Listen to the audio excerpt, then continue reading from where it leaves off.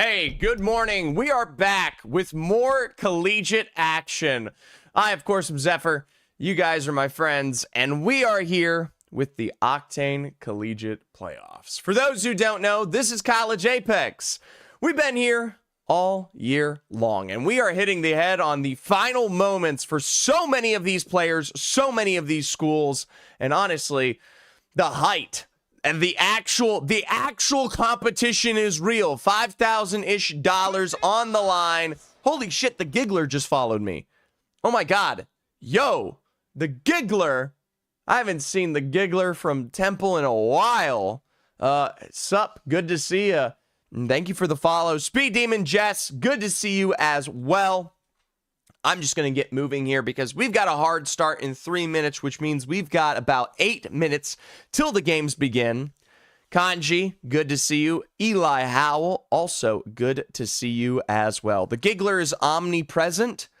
Hey, you know what? It is what it is. So, starting off, let's talk about where we're at, because it is March 15th, and right now it is, of course, 12 p.m. Eastern Time. We are in upper round 2. Now, the stakes aren't crazy. Top 10 move on to semifinals. Bottom 10 will be eliminated into losers round 4. That being said, though, you do want to buy yourself a spot in that semifinals as early and as quick as possible. You definitely don't want to have to go through and play another 6 games later today. Praying hard start ain't hard because I'm taking a shit. Well, you know what? No, not Koryu for today's games. All right, this man's going to be out for the first game. I know if I was, I would be out. Anyways, top 10 move on. Bottom 10 will be dropped down to that quarterfinals bracket where, yes, we will see another 10 eliminated. That being said, there is a lower round 3 also taking place right now. That lower round 3 is going to be concurrent with what you're seeing in front of you. And at least for today, it looks like we've got Happy, Southeastern, and Full Sail Armada will be covering that lower round 3. So, if you're interested in checking out who is on the chopping block, that's who will be around. Yo! 2-3! My new favorite friend. Goddamn, back 2 days in a row. Honestly, I'm impressed. Unnecessary, a little creepy, but hey, I like creeps. All right, we got to be fucking careful with that one. I will say I'm the type of guy to appreciate creeps a little too much and then end up in a situation where the creeps appreciate me. All right? Western Outlaws, Aishu Farmers, Augusta, Illini Orange, and Guelph Griffins could all qualify with the top 10 in this series. Oh, Slasher, are you speaking about champs? I assume you're speaking about champs and not stage 2 right now. Wink, wink. Yesterday had me rolling. That's honestly the biggest compliment I could ever receive because I am not funny. Howdy, Sharpie. Hello, Aether. And yes, Slasher is talking about champs. What map is first, Zephyr? Well, as we pop on over to our upper round 2, you can tell that the drops will start here on Storm Point, then to Wedge, then to E-District. So those are your 2-2-2 spreads. Say 2-2-2 times 2 too fast. Whatever the fuck. And of course, that will be the way it falls. For those who don't understand what Slasher is talking about right now, we do have stage 1. We do have stage 2. But there is a grand finals that will be hosted in Cincinnati at the beginning of May. To get to those grand finals, you have to qualify through champs points. Now, there's a lot of teams who already have a wealth of champs points, i.e. Ottawa, who has already qualified for semifinals and is guaranteed to be at the championship. For a lot of teams, though, getting through to semis is critical. Can we get an over-under 3 teams making champs this match prediction going? Well, how do I do that? How the fuck do I do that? Because we have to wait. Anyways.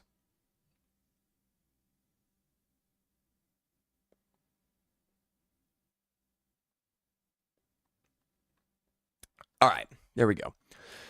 Slasher, though, thank you for the sub, my man. And if you can, by the way, Slasher, can you send me the champ sheet when you get a point or when you get a moment? I'd love to show other people what you're talking about. I'm gonna miss another mag when you're watching. Don't worry. Thank you. Jess and Jord, of course, welcome back. Iowa is in this lobby. They'll be playing from North Pad at the start of today. Just FYI, Zephyr cooking chorizo and eggs right now. Damn good. Prediction on first in the lobby. Ooh, all right. Well, we've got Sac State, DH Cardinal, Western Outlaws, KSU Gold, ISU Farmers, Florida Gators, Temple Cherry, Indiana, SNHU Club Esports, RIT Orange, UCSC Chop, Alabama, William & Mary, UT Tyler, Illini Orange, Winthrop, USU, TNT Tech, Guelph Griffins, and Augusta. Oh, these are some interesting rosters. Thank you, Slasher. KSU Gold, Dark Horse, SNHU for me. I don't think... man. It's a great lobby. It is great lobby, but ISU takes it. Not gonna lie, ISU, if they have a good day, could. But the chances there are tight. Didn't hear from me, but we might be seeing some bean action. Oh, okay. Some bean action from SNHU. Oh, man, if I had to pick somebody, I would probably pick KSU Gold. There's a weird part of me that wants to give Augusta a random flying chance, but that's like not happening. I do love Winthrop. I do love UCSC Chopped. I do love SNHU in the right strikes. RIT's not terrible. Indiana has good macro.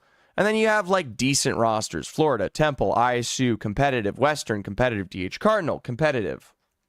The roster for KSU Gold today is probably going to be Kanji Character, Enlightened, and whoever the hell the last person is.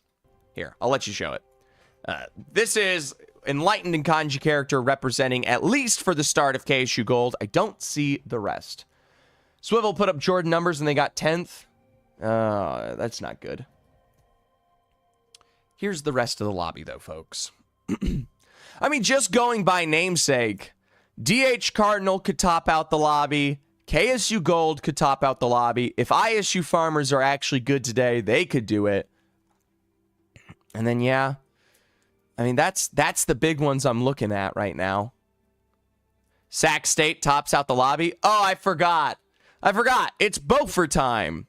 So for those who don't know, Beaufort prior pro, Raquaz, Bass Lyeth. I mean, it has been a disgusting combo. I will say, this is probably the hardest lobby Beaufort has been in all year. And it's only going to get worse. That being said, will Sac State make top 10? Probably, guys. It's like USU Goats probably aren't making top 10. TNT Tech probably aren't making top 10. You know, William & Mary might get forced out or might be right on the cusp. You know, there are teams that are going to have a bad day. Like Temple Cherry just might have a bad day. Will you be in Cincinnati? Probably. I still have to strike up a nice little deal with OI and figure out exactly what I'm doing in Cincinnati. Because at least for right now, I'd love to go to Cincinnati and cast or do whatever, but I have no information there. So that's currently where we're at. That being said, guys, we are going to start with the very first game of the day. Do you guys want a prediction?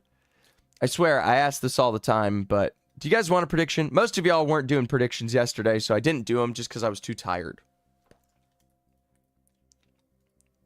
Gamba?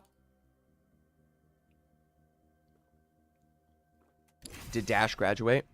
Will you be at San Antonio? No, I will not be at San Antonio because I have a conflicting gig that is paying me several thousands of dollars, so I very much cannot be at San Antonio. All right, Gamba. We'll do match quality. Over under 6.0. All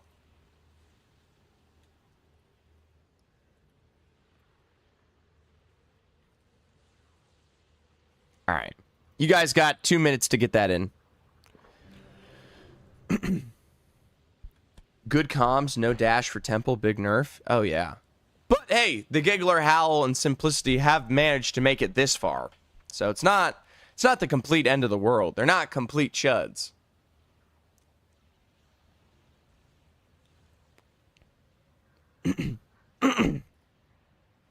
I swear, I've been up the last 3 hours, took a shower and everything, and I'm still like, ugh. I think the entire day will be 7.0. I would be very impressed. Kindly Monkey, that jersey is sick. What is it? Well, since we're just dropping, I can come back to face.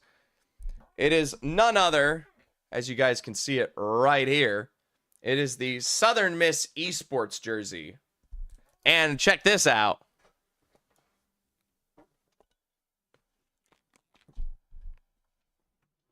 Haha.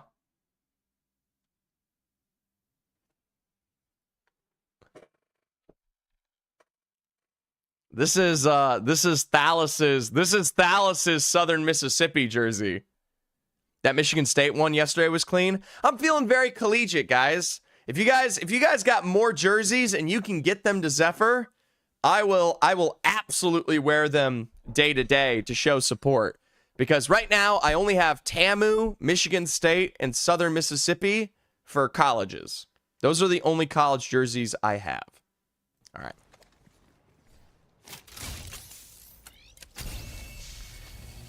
If we get one, do you want me to ship mine to you? Absolutely. 100%. I would love to have a collegiate collection. Let me see if we can get you a Cumberland one at Cincinnati. Damn, you know, it might be a little too late, but I would still appreciate it. Anyways, day to start. Storm Point on the run. Teams like ISU are in North Pad. Sac State's in Checkpoint. SNHU Club is going to be at Bean, like Slasher said. Illini Orange has got Lightning Rod with DH Cardinal right alongside them at Zoo Station. RIT is close by the command center, and the rest of the lobby, well, you're just going to have to wait and see. SNHU Club Esports, though, they're going to play that Bean strat the way we know and love it. Now, there is a recon scan against them. So, the sneaky peeky, it ain't happening for the blicky icky. Problem is, you got, of course, a little break with the longbow, and that's going to be the turnaround for push play. SNHU Club Esports, maybe with a scan of their own, or at least damage to start there. Big Burns in the drop onto Magic Trickster, and William and Mary are looking more like a fairy. Don't know what that means, but I said it. Anyways, Psycho, for some reason, completely leaves that push up to Sharpie and Clarky for some reason. I don't know why. What was that, the point? Yo, Reese! Holy shit, Reese. Good to see you again. Reese, it is. Damn. This is, in fact, the new season.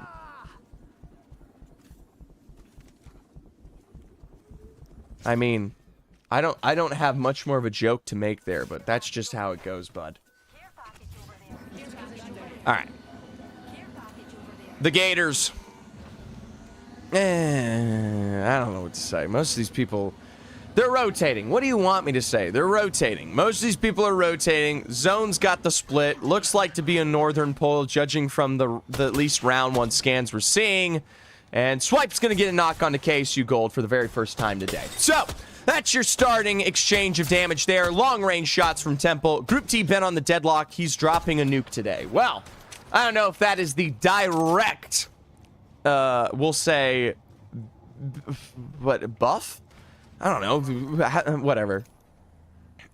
Not gonna lie, if you tuned all of your games to the same, like, standard of aiming, you might actually get good by playing other games regularly. Anyways, it looks like KSU Gold were able to get their recovery off. The finisher comes through on Direct Emporium, though, and so that will leave KSU Gold down a member here in Pylon. This zone gonna be pulling towards Stormcatcher for your first game of the day. Remember, playing down from Stormcatcher, not a bad place to invest yourself, but it is going to finish on that hillside below the Stormcatcher, not particularly in that POI. Teams like Alabama, UT Tyler mirroring each other through the rotate through the lagoon, but TNT Gibby Hands, Winthrop, and RIT. They've got Storm Point. Who do you play on Deadlock, Zeph? Zeph plays 7. I like Wraith. I like Infernus. I like... Who else do I like? I like Graves. I like Venator. Yeah. Those are the ones I would regularly frequent when I had a chance. I like the shooty shoot. Anyways, speaking of liking the shooty shoot, DH Cardinal finds themselves in a setup to shooty shoot. Problem is, with the zip line and the drop out ahead of them, very unlikely they get that knock to follow suit. And more importantly than that, they're not going to just drop down the pipeline here. The shaft is not a place you want to find yourself. Tax? Sure. Here. I don't understand the message that you just sent in my chat, but sure. Trashy's got a knock on to lock sanity. There you go. Oh, were you trying to type leaderboard? That would make a lot more sense. That's pretty, that was to say, that is pretty close to leaderboard if you shift your fingers over one. See, most people don't see that. I see that. I'm a guy who's got the understanding of what just happened. Tax tried to type leaderboard in chat, but his fingers were shifted over to the right slightly. Maybe specifically some of those inner fingers. Anyways. I'm kind of just drinking water because I know with 20 squads still alive on a round 1 close that today's going to be fucking insane. The fact that only 2 people have been full thirsted is going to be a problem. Now, big cracks in an EMP here against the Illini orange side tells me we could see one of our first teams eliminated. Couple of damaging back there on the Trident for the fadeaway. Tries to run out of the side area into the hillside depot. Problem is, you've lost DC to Sean in Florida. The Gators are now down to 2. Now, it is a round 1 close. You've got the time to get around. I thought this was that CIA guy. Oh, no, I am. Hold on, sir. I was going to say I touched. Nope, let's not. I don't know what that even means, but I am. That's all you need to know. The majority of our teams are going to be set up here within the Stormcatcher area. ISU Farmers, DH Cardinal, and Florida Gators coming out from the north. William and Mary trying to set themselves back up, but teams like Indiana, Sac State, KSU Gold, all still set up a little bit late out here in the pylon area. KSU Gold, they just got that reset off, right? A little quick revive after a knock here outside of Jurassic. Indiana University, they're going to be one of those few squads trying to gatekeep these late rotating teams outside of Jurassic. Can we get an ISU and Gator view? I will say, my hands are up in the air. All right? My hands are up in the air. There's not much of a, I'm not the observer here. See this? Wow, that's just me. That guy was going viral telling experiences in the CIA. He's a badass, more of a compliment. Good to know. Good to know. Thank you. Appreciate it. I don't spend enough time on that shit. I swear to God, I feel so unlocked right now. Like, I mean, granted, we kind of need to see how game 1 goes. I mean, right now, Sac State, a usually, like, highly aggressive team is playing super duper slow, right? This is a squad that 9 times out of 10 is usually sending rosters. This is the first time I think I've ever seen any one of these teams actually take a second and think. Now, at least for Sac State University, the answer to their problems is simple as just finishing the shooting here. These teams might be slightly better, but that doesn't change the fact that Bofer is Bofer. And, well, we'll find those knocks at some point or another. Newcastle wall down, and Mobile Shield will send Factor packing here, and Indiana's critical mistake of overextending might come back to bite them. Remember, with that Newcastle down, there is no chance for revive here. So, that is a big piece of the Save Indiana puzzle no longer available. Now, Indiana, they want to survive. They don't want to be number 20. So, Cyber and Swipe, they've already extended into zone and are going to hide this one out. USU Goats, Guelph Griffins, William & Mary, KSU, SNHU Club Esports, Florida Gators are all still outside of the zone. 15 other squads have happily made it there. Now, I will say, this is going to be that transition down towards the eastern side of the hill where Temple Cherry are currently playing. That being said, I don't love their position, but it should convert to a decent endgame spot. Alabama Crimson Tide, now this is usually one of those major god spots for this final finish. Problem is, you got to defend it. And for a team like Alabama, holding on to this position for this long, I just don't know if they're going to be able to do it. The problem is, yeah, it's great, but then the minute you get those teams dropping down from Stormcatcher, yeah, you might be able to defend against one onslaught, but 2-3 will pick on top of you, and then that's it. Iowa State, their rotate from the north has led them into the eastern buildings of the Stormcatcher. A little bit of damage back there on the gas trap, and while that might crack it out, what is this ISU comp? It's a dream. Remember, Kamal and the boys, it's a dream. All right? When has it ever been anything but?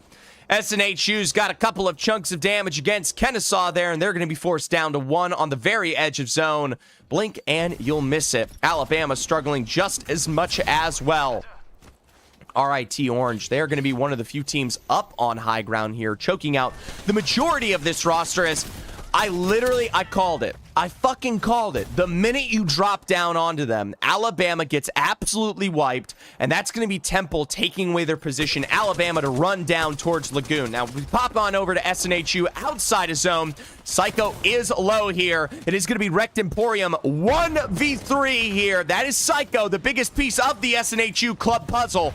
2 members on the other side. A ticking thermite back there. Down into the zone. Wrecked Emporium can heal us out. It is going to be the Newcastle revive from Sharpie that pulls all of SNHU back into the mix here. Now, for them, this isn't an answer. And more importantly than that, you've got UC Santa Cruz rotating in here. Well, for the final finish. Alabama will be wiped out by Blank over towards the Lagoon, and Chopped is going to keep on sliding down here for a bit of extra KP. That'll be Clarky down. The rest of SNHU, they're going to be at least able to get to the other side of that wall. Could be sliding into Sac State actually here in just a second. Indiana, William & Mary, Utah State, and Guelph Griffins down towards that southern side. Everybody else contesting for the north. There's only pieces of Stormcatcher available here to play out the final bits of this game. Augusta Spiders Choke versus UT Tyler. Zard, Topher, the Jonkler trying to work their way in from the western side. The UT Tyler boys, I can't imagine will do super well here to contest against Augusta. When you got 360 swivel against you, you're probably fucked.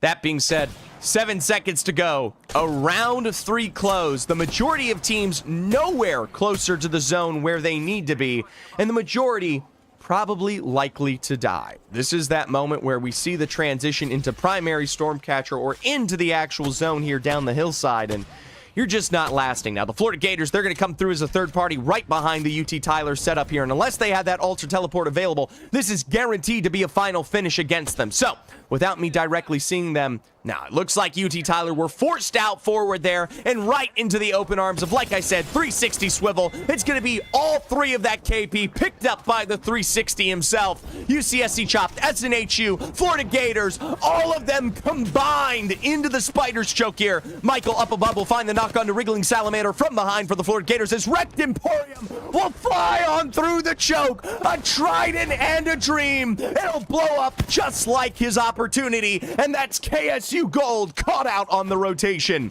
Augusta here, they are now primed and ready for KP, a feast against the Chopped roster. Florida will walk away with at least a few. The rest of the team will try and fly on, but that's it for Utah State. That's it for DH Cardinal, and you only have TNT coming through from the side. Indiana, ISU Farmers, RIT Orange, and just about everybody is still in it. If Rec made it past, I was going to laugh. Shit, I would have screamed. Indiana University, a duo up above. William & Mary, Guelph Griffins, and Sac State on the low ground. Sac State snipered out and immediately right into the face of William & Mary. A nice Sparrow's ultimate will tick, tick, tick away. And Sac State, they're going to be picked apart by Guelph and Mary. Now, problem for William & Mary is that they're screwed. They've got their heady completely obliterated by Guelph. And the minute Magic Trickster peeks out there, you have already got the Griffins talons on the ready to pace into you. Now, Plum Toaster caught out with the rest of his team backing off. Leaves Rye Dougstar, though, to a nice extension for a repeat rotate finish. This is going to be the full send here from the rest of William & Mary, and that's Big Flesh found against the Griffins. Another member down, and it's up to Clankoff to run up the hillside to survive here. I mean, big boom, big bust. This is probably end if you must. You can really tell the difference between the lobbies. we're getting into finals territory. When it gets this good, 2-3, when you get to the high end of Collegiate, you start introducing a much more competitive spread. I'm guaranteeing you, this is probably a 10 out of 10 quality score to start today off. Now, ISU, Illini, Rochester, they are all stuck in the Stormcatcher, and they're going to force the drop here in a second. Now, RIT, we're seeing double evacs against them, and more importantly, an evac of their own. That's probably ISU. Maybe? No, ISU's just below RIT. So, sadly, no evac finish there. Group T, an uncharacteristic miss on the evac rotate. That's going to be Illini and RIT flying on down, as that's William and Mary finishing the job against the Guelph Griffins here. They have just barely an edge of zone. Maybe forced to rotate into Illini, but wrapped around the back for Winthrop Garnet. Out from their stairwell, they must defend. Everybody wants to take away this high ground position. Temple Cherry from one side. That's going to be the knock of ISU's. Temple's defending from rotates from RIT here. A full wipe against the RIT orange roster, but they are left as a duo. Winthrop continues to survive as Indiana's pieced on the western side of zone. Temple Cherry, they'll continue to step up into Winthrop here, but at a numbers disadvantage. They've got to be careful. Still, a knock on to Alex. 42 found. Another bonus. Howell might go down. Still alive. TU Giggler here will continue to step up and control. Crazy Mushroom, thank you for the one-person raid. Absolutely silly. That's it for TNT as we breach into our top 6 remaining. Somehow, Winthrop is alive as Western Outlaws are pieced in part by both ISU and Augusta. ISU Farmers against the Augusta roster. This is a completion for the end game here. 360 slow, and it's up to the man himself. Group T to finish the fight. 4 squads remaining. Winthrop Garnet are healthy. Here it comes, a full climb up. Maybe more damage to behold. Winthrop has to be careful, though. Temple Cherry, they've got the beams on the fence line. That's it for Abel Bean, and Winthrop are officially down to 2. But Simplicity and Howell, they're wrapped by Illini. It's UIUC. A rotate from the low ground here, and you've got ISU on the other end. That's it for Temple Cherry, and now Illini. They set their sights on a low and slow Winthrop here. I cannot believe this. Illini might be your very first winners of the day. Winthrop are a duo. ISU are a duo. And here comes Illini just biding their time on the fence line. Kamal with a knock. Another spread of damage into Winthrop here means that will be it. ISU, remember, as a 2-man, they have to pull off a miracle here. Thigby with the gas traps. Already a chunk of damage around the back. And it has to be an electric moment for the Iowa State roster to thrive. Still, second place is good, and with a blistering of alternator damage, that will be your first, say it, come on, first winner of the day. It's Sock Top, it's just Group T, no health to his name, one last heal, one last beam, and yeah, there you go. Illini Orange, the guaranteed winners of Game 1. That was an insane finish, guys. We went literally from 20 teams to a complete slaughtering just south of the Stormcatcher area. I want to thank most of you guys for being here while I still have you. Consider a follow or a subscription if you get a chance. Let's pop on over to our scoreboard and take a look. Group T, I would love to watch your POV, but hey, let's just look at how you're doing.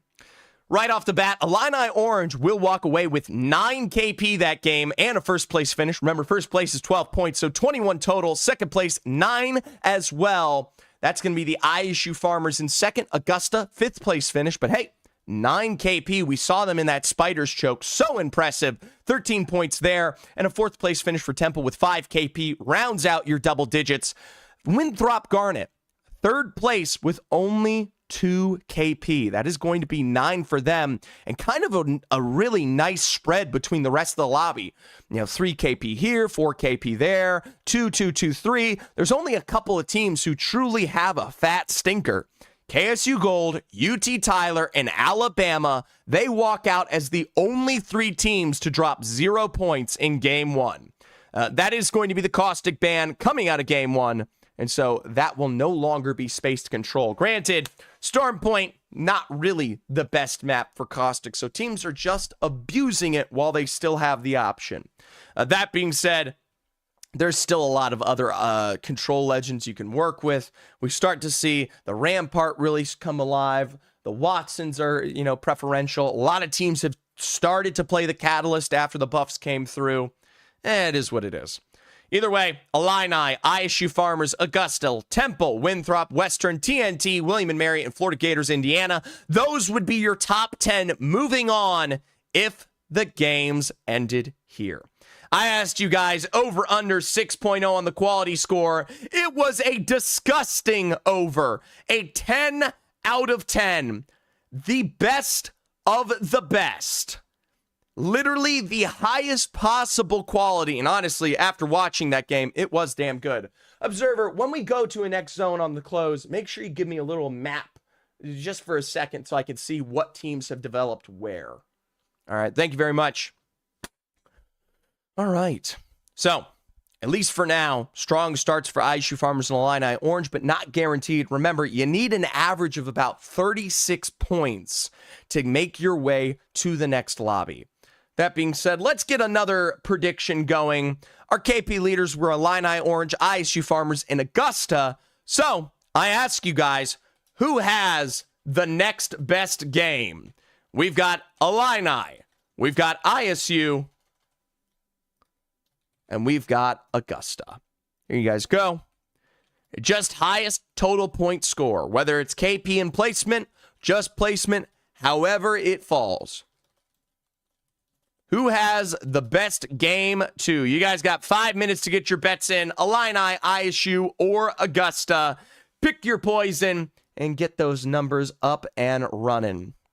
We had almost like 1,000 points on the over last game. So there's always a chance. That zone's one of the best on Storm Point. It is definitely one of the more interesting zones. I wouldn't say it's the best. It's definitely not my favorite. By the way, let's take a look at the other lobby while we're waiting. We're still got about another minute before the next game starts here. Lower round 3 has begun. University of Buffalo, they pick up a very strong win. 16 KP with the first place finish. The next closest is Virginia Tech, the SRU Verminators coming from the Open League. UCF Knights Academy coming from the Open League. Ottawa Garnet from Premier, Red from Premier, Southeastern Blue, Northwestern Purple, Campbellsville University, and Full Sail Armada. Sadly, teams like Seneca Sting and Purdue Osinpo, who round out some of your other open teams, are just on the cusp. Where's NCAT? Oh, God. NCAT is 19th. I don't know if you guys saw this today, but here, look at this tweet just so I can show you. Right now, there are 36 Premier teams that remain in Stage 2. There is 19 Contenders teams, and there's 5 Open teams. Doesn't Future Streams play for Collegiate? Yeah, Future Streams does, in fact, play for Collegiate. He plays on Cumberland University. They are current 7th overall with championship points right now, and are very likely to be at the championship in Cincinnati. And more importantly, joining us next weekend for the semifinals for Stage 2. He already qualified automatically for semis based off of his performance during this regular split.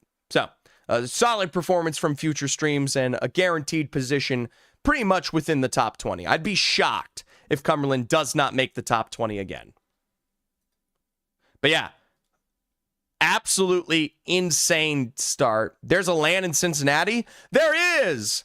The very first few days of May, I believe May 2nd and 3rd, if I'm correct. That should be the first few days. Yeah, 2nd and 3rd of May, there will be a LAN in Cincinnati for about 5,000-ish or so. 3, thank you for the follow. And so that will be as many of these rosters as you can see, hopefully 30 teams.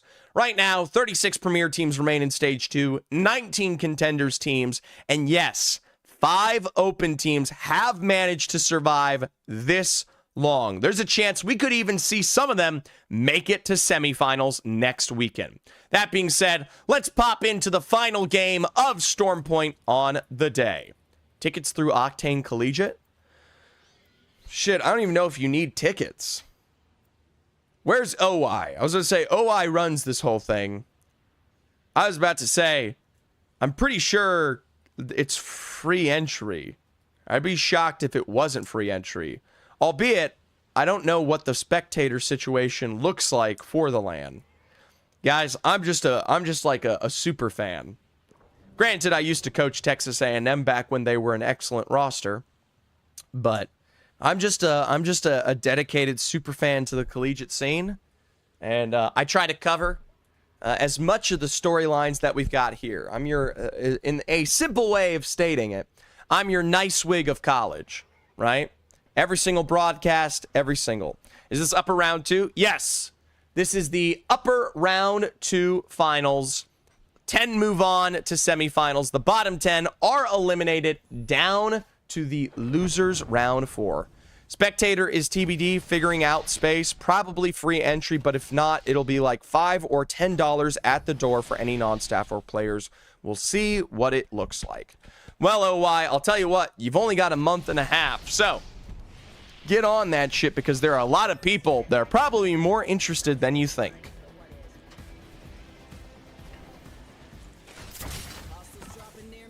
Also, if you need an observer, I know someone that's observed Collegiate all year long, non-stop, and they're actually probably pretty good. I know an observer who has worked for the last 6 months observing Collegiate Apex Legends, and they might be a nice pickup for y'all's broadcast team. And you don't, you know, there's some easy,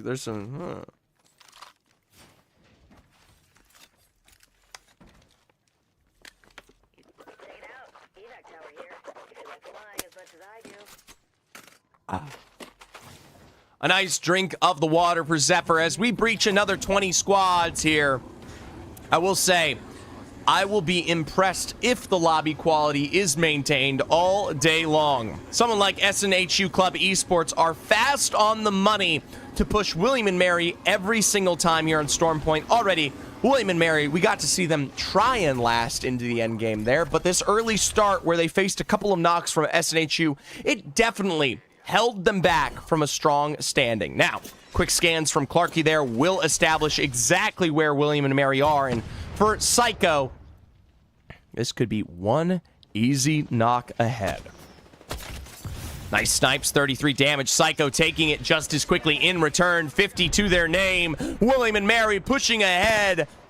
Kills are their game. Couple of scanning shots there. Rye Dugstar brought low. Only a tick and a half here on the other side of SNHU. Psycho, Clarky, and Sharpie taking their time. What is this comp for SNHU? It is what it is, and you know what?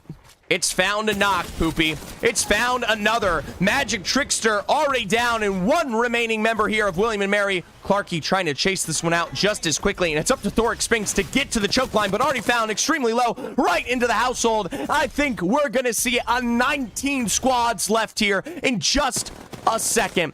Couple final bullets taking to the gas trap. Psycho has to reload, and you've already lost that opportunity around the edge here. Still though, Valkyrie for Alcree, unless there's a trident to save the day around the bend, Thoric is guaranteed to be shot on a line drive here. Ooh, takes to the sky, a Valkyrie repositioning ultimate. One last bullet would do him in, but William and Mary have just barely managed to escape the exchange. Talk about a last-minute chunk of success there. Literally a single bullet would have clipped those Valkyries' wings. 19 squads remaining right off of the bat, and I don't even know who the other team that died is, because it isn't William and Mary. It looks like it was the Gators. So, University of Florida, the Gators will be out here extremely early this game. Usually I am a DC Deshaun fan, but this time around, no luck. No luck for the Swamp. Enemy. They're not close. All right. William and Mary Esports will face their end. Sadly, though, Thoric Spinks was inevitably found out by Bass from the Sac State Esports roster. That was just simply a rat kill. Nothing more to say at that. Taking a look at Cascade Falls, more importantly out towards that eastern end, teams like Winthrop, KSU Gold already understand the double building pole that exists below the zip line where this zone will finish here. That one particularly, I love the high ground that plays out of the zip. That typically evolves very, very nicely. Sometimes you do get the more southern pull down towards the riverside, where playing the outside of the building is the better position. So we'll see how that one develops as time goes on. For the Utah State roster, they've got barely half of a trident, but an entire Sheila at their hands, out of the devastated coast and into the edge of zone here. Most teams are in SNHU, Guelph Griffins Temple, USU, TN Tech, DH Cardinal, UCSC Chop, Illini, and ISU Farmers make up the only 8 squads that are not in zone. This one, not as lucky this time to have a full 20 start, but hey, why did we do that? What was Augusta doing there? I don't understand. Not going to lie, the center of zone is going to be pretty boring. Most teams are just going to trade shot for shot here to set themselves up for the end game. And at least looking towards Cedo Station, Jurassic, and that northwestern side, everybody has a home. WEMP, yeah. I'm surprised I'm not seeing a ton of alters, right? You would usually assume alter would be one of those first bans, but I feel like it's a storm point issue more than anything.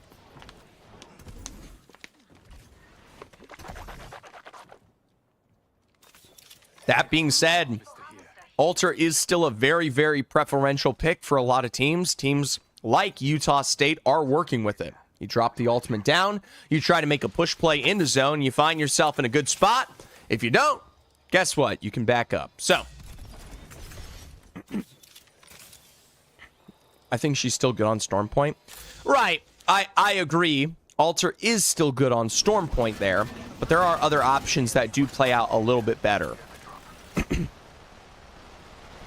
God damn. I swear to God, guys, I'm like, I need to like not yell or something. I need to just chill. I will say, if I don't yell, TikTok disappears in half a second, because those guys have literally no brain cells whatsoever.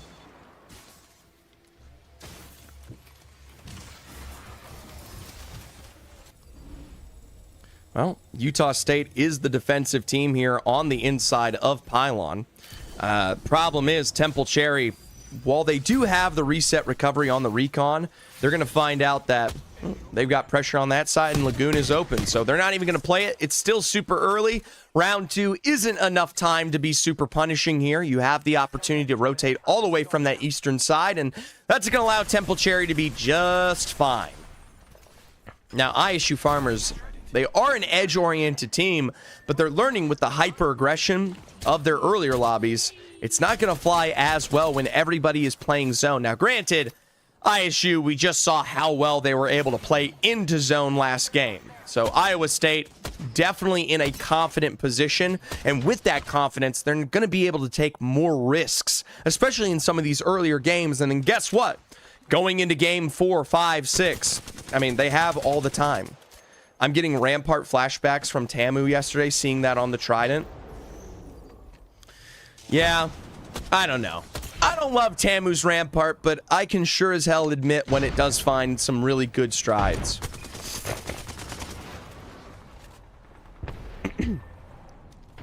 ISU, they've rotated in from Command Center, and little do they know, Illini Orange was originally in this fight against DH Cardinal.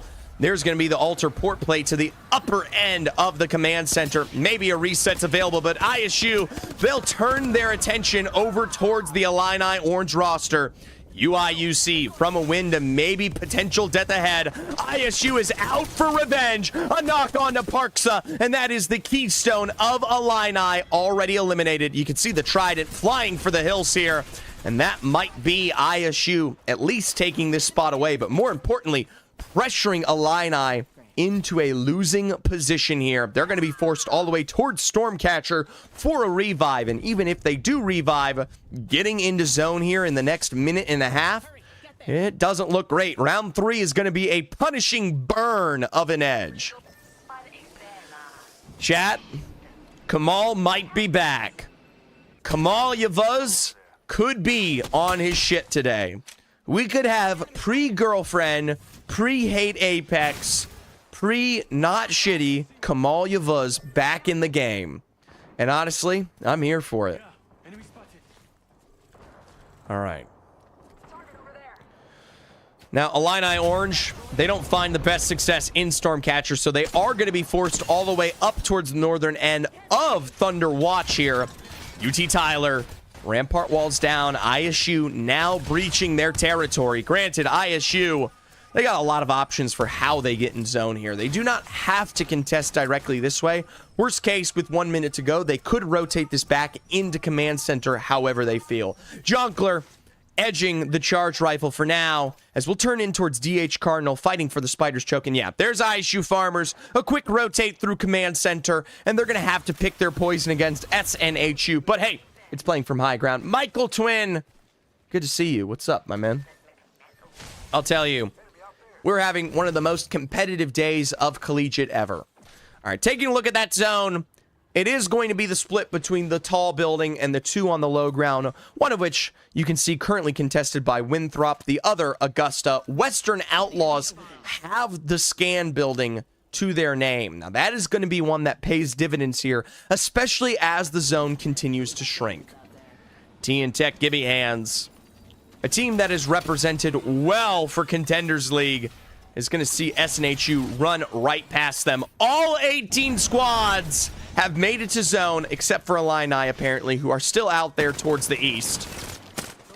SNHU Club Esports, a rotate in towards Jurassic's Choke, already blowing out their Trident. I doubt they're going to fight it. I think it's going to pull southwest into the water, and RIT is going to win with 10 kills. Waukee, I'll give you $50 if that happens. A trade for trade.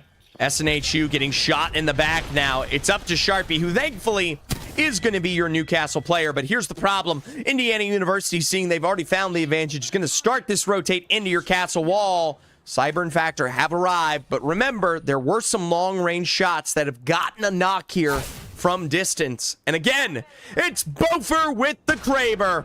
My main man from Pro Leagues turning into a menace from behind. Kraber's in his hand. Shots on the ready.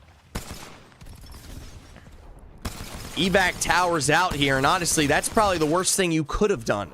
You're pretty much setting yourself up for failure, and actually was an evac there. Looking at it again, that is the Valkyrie ultimate. So, I mean, it's a minor recovery, but SNHU, they might as well already be dead.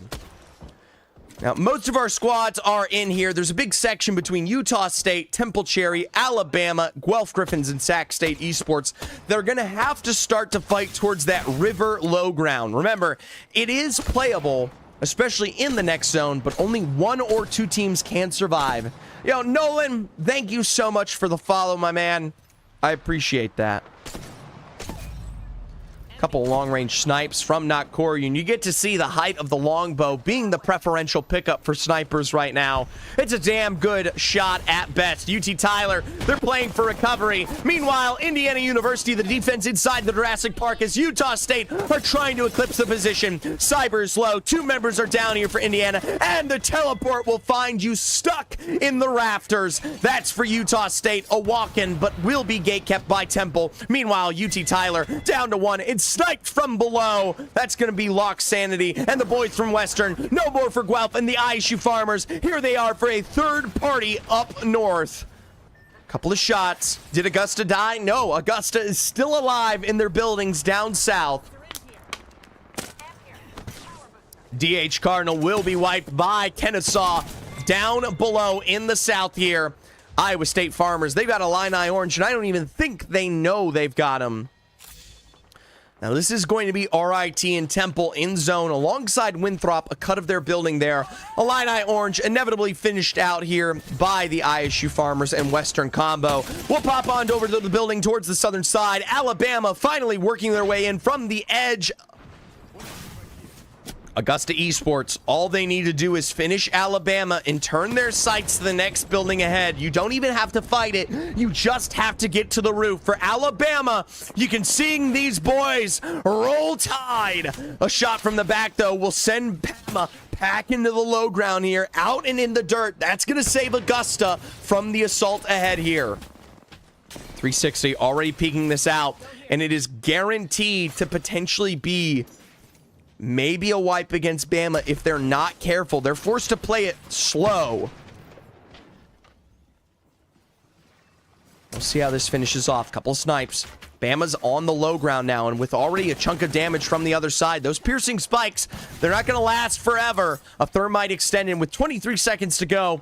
Alabama and Augusta haven't fought here. They're going to have to contest for Winthrop space. For the ISU Farmers, we saw them up high. Now we'll see them down low. It's up to Kamal Yavuz to finish the job here. A full thirst against Callum, and it is just Psycho left standing. It is going to be maybe some time spared here, but couple of nades, and it's up to, well, whoever is up fighting that. Yeah, T and Tech Gibby Hands, they are a third party to the exchange between UCSC Chopped and ISU. So, and honestly, you can call it a third party even further here, because this is the full finish in just a second against UCSC Chopped. The zone's going to push T and Tech Gibby Hands in from the Cascades. And with Fishy running for their life out in the open, it's one good snipe away from failure. Sac State, Temple Cherry, Western Edge, RIT gatekeeping the building. Western Outlaws, KSU Gold, Alabama, Augusta, and Winthrop all on those eastern builds. That's it for Fishy. The wrap from T and Tech from behind. Sac State Esports, they'll turn their attention to the height held by Tennessee. A shot from up above will leave Raquaz dead. Beaufort and Bass Liveth, they barely have space to play as KSU will wipe Western Outlaws on the eastern edge of zone. Fresh Meat and the rest of Gibby Hands will be sniped out here, and with one last member of Aqua alive, could be RIT or Sac State for the finish. Not gonna lie, it is looking like an RIT dub here every step of the way. Problems, you still have the majority of these rosters finishing each other out. Winthrop Garnet, a full force on to Alabama, and that might be the end. Another big burn down below, and that's going to be a knock against Augusta for 2. 360 Swivel might still be alive here right around the choke as Abel Bean was full thirsted. Temple use undeniable. Hey, the Giggler just find the full force finish on to Psycho. Honestly, Kennesaw Gold, though, moving into this building and the outside. Here's my impression. You want my analysis? I think the outside is stronger than the buildings on this zone, right? And if RIT, if they don't continue to absorb space well enough, you're going to have a team hoist into a position where your walkout is immediately gate kept. All right, so I like RIT. They had a good early call here, but it is looking like they are quickly losing dominance over the zone. All right, KSU's already out in front of them, and you're going to have 1 or 2 surviving teams here. All right. Augusta Esports, I'm surprised to say they're still alive. I do want to highlight that Sac State did die around 7th there. Tech Gibby Hands already beginning to start their assault onto the rocks ahead. They have got a nice high ground. Are the rumors true? Is Kamal back? Honestly, he's been looking pretty good. Can we get a Narwhal interview? He's not even playing today. TNT Tech on the rock. RIT in the building. KSU in another. Down below. We got the late rotates in. RIT, they've got the sniper shots to extend here against Tech on the Gibby Hands. Meanwhile, a knock on to Digital Gamer, and it's a split assault here on every piece of the puzzle. Gibby Hands will be forced to take to the sky to survive as Temple are from the low ground. More extra shots extended there onto Fresh Meat. And realistically, this is a KSU RIT, potentially Gibby Hands, but also Winthrop end zone. Well, KSU, they're the west side. Or no, Temple. Today I have a... Congratulations on the 67th wins, frickin' stream streak. Very nice, Atmo. RIT. So, the way each of these teams win, RIT, they bide their time, they play the fence line slow, and they try to force KSU through pressure into Temple. That fight occurs, they win. Temple, they continue to play the exterior as much as they can, minor rocks and fence lines. They hope the buildings collapse in on each other from losing out on space. And for KSU Gold, it's a slow walk in from their building. If they see the opportunity to wrap Temple after forcing them into RIT, then they can extend out of it and absorb the same space that they just lost. Honestly, with a three-way trio on the final round close, it genuinely could go anybody's way. Temple Cherry will begin their gatekeeping process. Howl on the low ground, up on high the rest. RIT, like we've already claimed, they're going to lose their building first, so they're out to their fence lines. KSU Gold, the slow walk of their building, and they are being blistered. RIT, finally the exchange over to Kennesaw right on the outside here. There's the big burn for two. It's a knock on the RIT and a knock on to Kennesaw. Another follows suit against Wrecked Emporium, and this sets it up perfectly for Temple. That's it for Kennesaw, and it's up to the life of Jack and Many to survive the onslaught of Temple University. A couple of full thirsts, a burn, and Temple Cherry are your winners from outside. Never doubt Zephyr.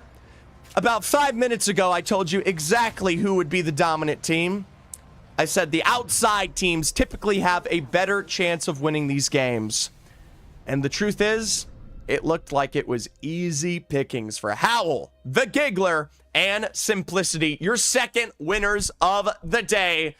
I can't believe Temple University is picking up dubs all the way in quarterfinals. Well, let's take a look at the scoreboard here. It was a nice finish, but RIT was forced into it, whether they liked it or not. Temple Cherry now, a dub to their name and 31 points above the rest of the competition. If Temple gets about 6 points here, they will qualify, and as we've already pointed out, move on in the top 10 here to semifinals. Other teams, ISU Farmers with 26, still in second place. An 8-point game for them keeps them competitive. Illini Orange takes the greatest fall, though, with 2 points and only 23 down.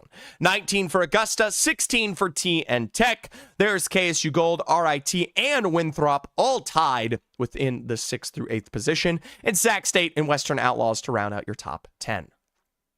Some big names. Couple of teams here that did play in Premier League this season, not able to make it much further. Notably, Indiana University. Or did Indiana play in Premier League? Whatever. Did any of these teams play? Alabama did, but Alabama's mid as fuck. Any contenders? Okay, yeah. I get Indiana and Illini confused sometimes just because of the II thing. I don't think any of these teams were in Premier League down here.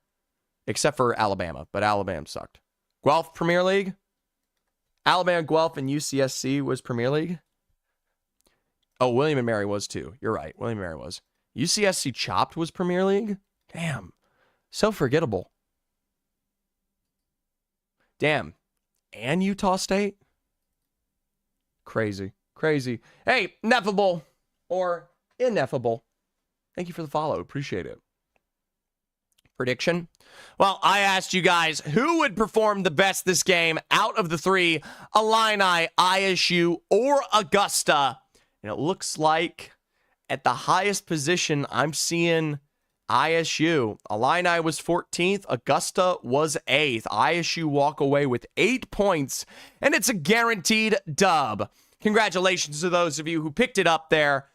Let's take a look at the rest of our competition because let's do some player analysis. Let's do a who survives the longest. That's a fun one. Who has the best times right now? Let's do... All right. Who survives the longest? We've got the Giggler. Let's do Jack. Let's get Trashy in there. And yeah, why not? All right, so we got the Giggler, Jack, and Trashy. Who survives the longest in Game 3? You guys have 5 minutes to get those bets in. That being said, team standings as we currently see them, we're going to move on to Wedge. So, I'm like actually choking. Like not choking like, I'm fucking up. Like I'm actively choking right now. My throat genuinely feels like I'm choking. That sucks. All right. We're going to pop in game because it's officially Wedge. And Zephyr's going to drink. I'm just going to drink some water. I'm just going to take some time and drink some water.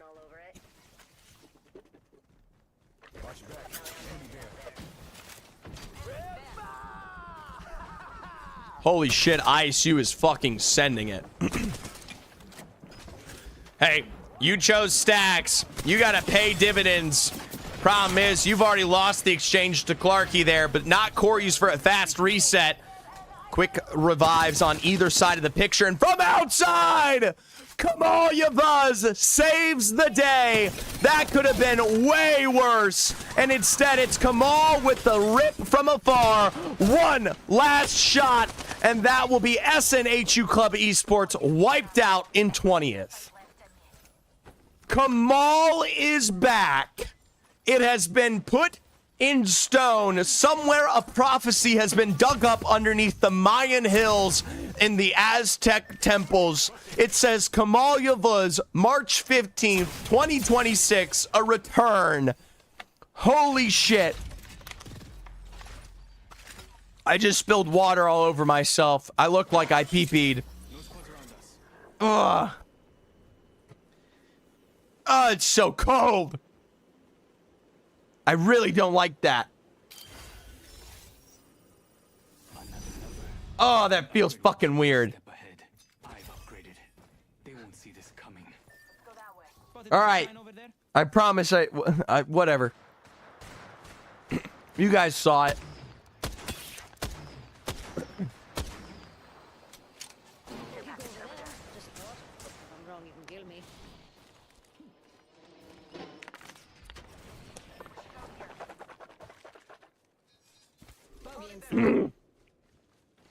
All right. Let's go that way. Over there. I'm just gonna keep choking. Over there. Where's the Renote?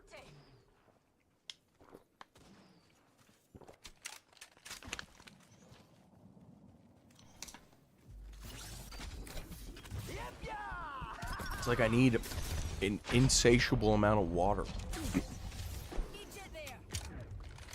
All right. 19 squads still alive, and this is going to be a skyhook finish. So, I'm not even kidding when I say this. All 19 of these squads could be eligible, right? There are multiple buildings. It is skyhook. Florida, KSU, Temple, Sac State, and Augusta represent a fourth of our teams already in position. And yes, while ISU does play edge, everyone else is also well within the current zone. I would be not surprised to see the rest of these teams make the rotate happen. Now, I will say, skyhook can get a little bit silly because of everyone contesting a building on top of a building on top of a building on top of a building. When you see those long-range snipes or damage sustained, no one's actually going down, right? Everyone is basically trade for trade here. And even if you do decide to contest, the likes of you getting third party is basically 100% here. So, Indiana University, they'll take the tall side building outside of Countdown here. Winthrop Garnets from the other end, and hell, they're going to find a knock on a lock sanity against Western. Mind you, that is trashy. So that is a complete lookout towards the southern side of Countdown. Yeah, Western's on south side of Countdown. I mean, what could you say? The rest of our teams are quickly arriving to the pitch here. And honestly, you're probably not going to see a single one die until round 3. I'm not even kidding you. Round 3 is where you will start to see this one exchange. Locke needs to stop going down. Yeah, fuck that guy. Yeah, Locke Sanity needs to get his shit together. What is Locke doing? Also, I gotta call this out. I hate doing this because it's the worst thing you can do as a streamer. But there's someone watching my stream right now called JD Vance Killed the Pope. And I honestly, it's extremely distracting.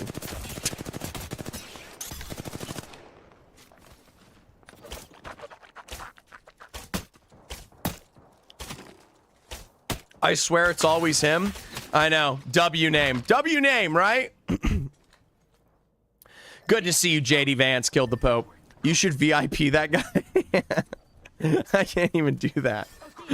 Guys, let's make this the fan favorite of the Zephyrcat stream. No, okay. Now, ISU Farmers, Western Outlaws, Guelph, Illini, UCSC Chopped, and William & Mary will round out the only 6 teams not in zone. And Illini is already getting through to that choke here. There's no chance in hell anybody else. If someone dies, I'm just going to say this right now. If you die on a skyhook finish this early, you're stupid. And for a lot of these people who have played comp Apex nonstop for like a year straight, if you die on a zone like this, and it's not like a con like we saw there, you're stupid. I can't leave now. I'm a living legend. JD Vance, who killed the Pope, or JD Vance killed the Pope. Someone's going to take that out of context. You're right. That's how we trap. That is the way a streamer traps people. You call someone out, and then now you're essentially, I was going to say my bitch, but that's not what you are. You're a nice guy. You're a nice guy.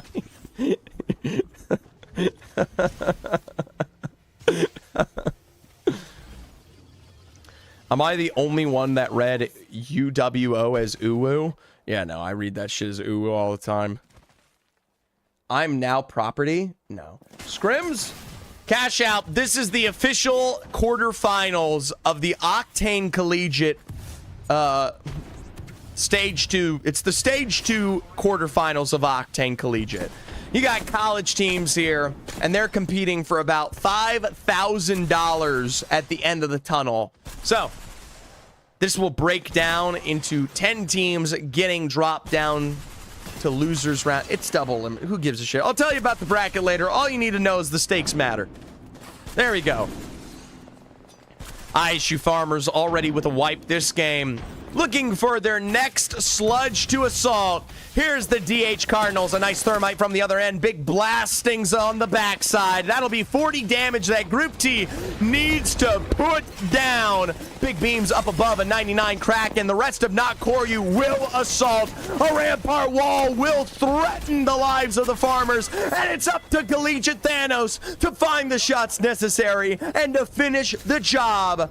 So far, ISU have been the only team to get double knocks. You know how to play scrims for casuals? Of course, look up Vesa League. V-E-S-A. V-E-S-A. Vesa League. If you are a casual player of Apex Legends and you want a scrim available for you, Vesa. EEC also does scrims. That's the eternal whatever thing. But yeah. What an ISU comp? Horizon and Octane is diabolical? Nah, they just don't give a shit. Can't be Cam. Thank you for the follow, my man. We can pick our enemies off from afar.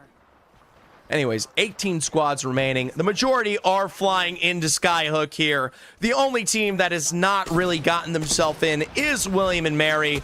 Holy shit, the comp, it's incredible. Altar ban? Yeah, so the 2 bans thus far have been have been Caustic and Altar. No surprises there, just how it goes. What college we watching? We're watching 20 colleges. I'll let you know them as we go through. And thank you for the follow, JD Vance killed the Pope. Light ammo here. Can't get over that shit. You got William & Mary, Winthrop, Indiana, Santa Cruz, Kennesaw, Illini, Iowa State, Florida. I mean, Jesus Christ. Alabama's in this lobby. You got a lot of teams that you should recognize if you haven't lived under a rock. ISU Farmers have made their way out of the train line, and they currently lead the lobby in KP 6 compared to the rest. And I can't believe I'm saying this. The round 3 close does not matter. There is nothing about this next close that actually impacts the game here. Every single team is already in zone except for William & Mary. And I'm going to be honest with you guys. William & Mary's about to fly on in here, and they're going to learn that they've got buildings on the ready. We have 18 guaranteed squads in round 4 in quarterfinals. This is single-handedly the best quality we have ever seen in Collegiate Apex. And here's the thing, Goth's going to get a little bit of a sniper's drop there onto Sac State from afar. USU is all the way on the other side of zone. It doesn't matter. Shout out to Goblin on top, a drop on to Howl, and here's the problem. you just can't cross. You can't finish it. And so Howell will get revived here, and it really doesn't matter. We need Fisher gatekeeping back. Hey, you'll see it. Next weekend, Fisher Esports will be in the picture, and 90% of these teams will get instantly obliterated before they can even think. I don't know what that YouTube link is, but I'm terrified to click on it. All right, I'm clicking on it. Nothing's happening in zone. Group T was knocked from afar, but like I said, this is Skyhook. The man's already back and ready. The only problems we have, by the way, that will really represent is whether or not you get knock and thirsted. That's the difference. JD Vance needs to visit that charge rifle user, if you know what I'm saying. He is the type of guy who might be a threat. Okay? Some would say he's just a regular dude, just a regular VP. We know. W commentator. Cash out, Yorlin. Thank you for circle jerking me in the way that keeps me living. That's the type of shit that gets me chuddy on the ruddy. Hide your couches? That's not what we implied. I thought we were talking about killing them, not killing them. All right, we got information. This is a northern side pull. Florida Gators have the train tracks next to TN Tech. Holy brain rot. He did write about his couch in his book, Speed Demon. That's not even brain rot. That's just like actual factual. It's probably on his Wikipedia page or some shit. Indiana scouting. I did want to point out ISU, UT Tyler in Alabama. Positions for positions. TNT Tech, they're on this building across. There's Tyler, though, getting conned by Iowa State. When have Iowa ever looked like Iowa? Holy shit. Iowa is back.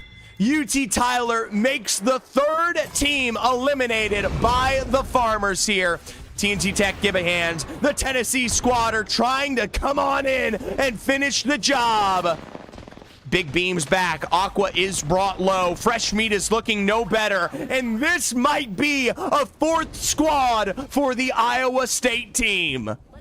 Tech knows better, folks. Tennessee have felt the aura, and Iowa State have pushed them back simply by being scary.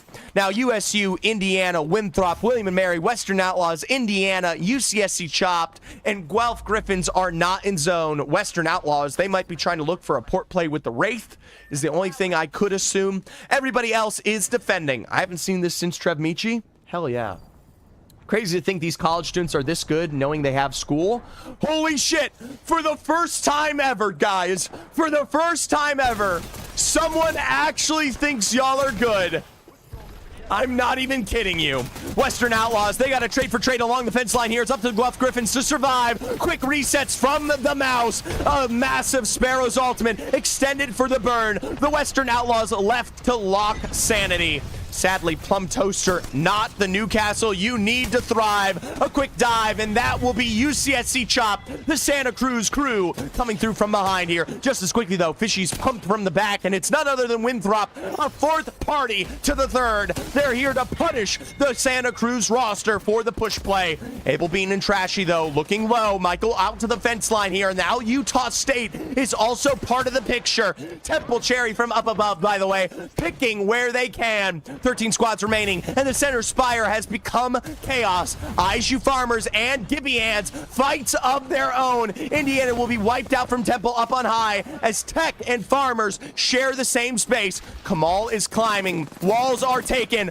Windows are down. That's going to be a stick, though, on the horizon. A blast to go with it, and it's a grab lift to prevent Aqua. A quick revive on the other side here, and it's going to be ISU Farmers looking for re-entry where they can. The castle wall has been reset, but the beam from Not Koryu is chaotic. Not Koryu taking those doors with the catalyst are the difference maker here. Group T, though, down to RIT, and it's the Rochester Tigers and Florida who have combined to take a bite out of their competition. That's going to be Collegiate Thanos down in this equation, and ISU Farmers, as good as their journey has been, they cannot handle a third, a fourth, and a fifth party to the situation. Gibby Hands is still alive, and Tennessee Tech are constantly being brought down by the pieces here. Florida Gators, Temple, and just about everybody else. Everybody wants a piece of this building because they know nothing else will be in. Couple long-range knocks. That's it for Alex here from Winthrop. And Florida Gators, we talk about their train line control. A double knock against Winthrop, and with one more knock, DC the Sean will take a bite out of the comp here. Western Outlaws, William Mary, Kennesaw Gold, all of these teams now forced to face their fears. A drop from the spire that will be. Kennesaw Gold on the outside. That has to be William and Mary just ahead of them. The zone will push them forward, and it's up to the Sparrows Ultimate to zone the KSU Gold roster. A drop onto Enlighten. A bigger burn around the back. Kanji character with a knock on a Magic Trickster, but the edge of zone will deliver. Sac State University, they're going to fly on through, and just as quickly as William and Mary find their success, Sac State Esports are here to get the knocks they need. 8 squads remaining. Sac State and Western Outlaws on the outside here, and honestly, I don't know if Western Outlaws are going to survive for long. Florida is still playing the train line. Another knock against Western, and for Sac State, all they need is lock sanity. Holy shit. Yeah, that's it for Western Outlaws. Shot down, skeet shooting. Florida Gators in the train line. RIT, TNT Tech, Temple Cherry, Alabama, and Augusta here, all in the same buildings. Now, this is a pull to the dead set center, and it is about as chaotic as it gets. Whether you have the Newcastle available or a slam on the ready, it is going to come down to utility on utility for the final finish here. Florida Gators, their position's been damn good, but a Kraber shot from RIT says otherwise. A push play that would clear out the entire north side of zone for RIT is something they want to take advantage of. Parsnips to the inside, a knock onto DC the Sean, and I'll tell you what, top 7 is a magical place for Florida to recover in. Still, RIT, the zone is closing, and the time has come to an end. Someone else is controlling it, Applejacks. I am live. The game is 5 minutes behind for competitive integrity. Roll Tide, Nick. Alabama's still in it. They're not a good team, but I'll tell you what, they are still in it to win it. Florida is spotted out here. Sac State has one of the better fence lines to work with. Alabama does have the roof, though.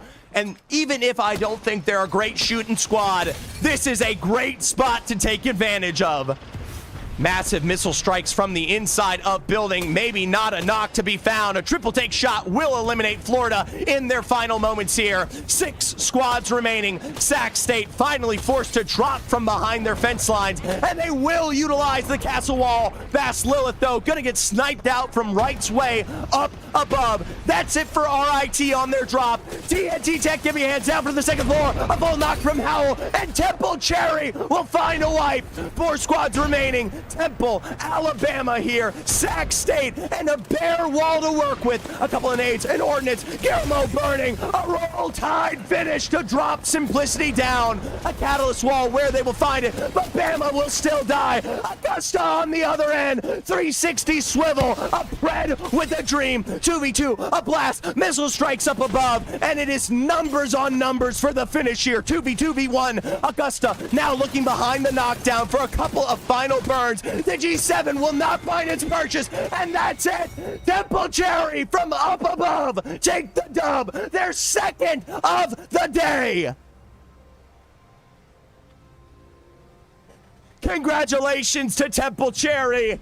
If you told me we would be seeing two wins in quarterfinals for Temple Cherry, I would have said you're completely fucking insane.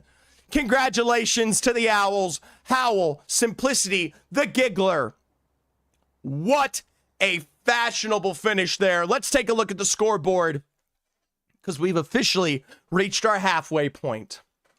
Temple Cherry now is definitively in the lead, and I can confidently say they are the first team who has qualified for semifinals. ISU Farmers at 39 points. Their KP makes up the majority of that last game. 12 kills for ISU Farmers. That will be a 39-point finish in the overall for these first 3 games. And I would even say ISU Farmers are on their way to semifinals. Augusta Illini, Sac State, a big jump for both Augusta and Sac State esports. RIT Orange, TN Tech, Gibby Hands, Winthrop, KSU Gold, and Florida Gators will round out your top 10. Plenty of other teams struggling here, but only 3 to go. Western Outlaws, William & Mary, Alabama, UCSC Chopped, SNHU Club Esports, Utah State, Indiana, the Guelph Griffins, Dominguez Hills Cardinals, and UT Tyler Apex.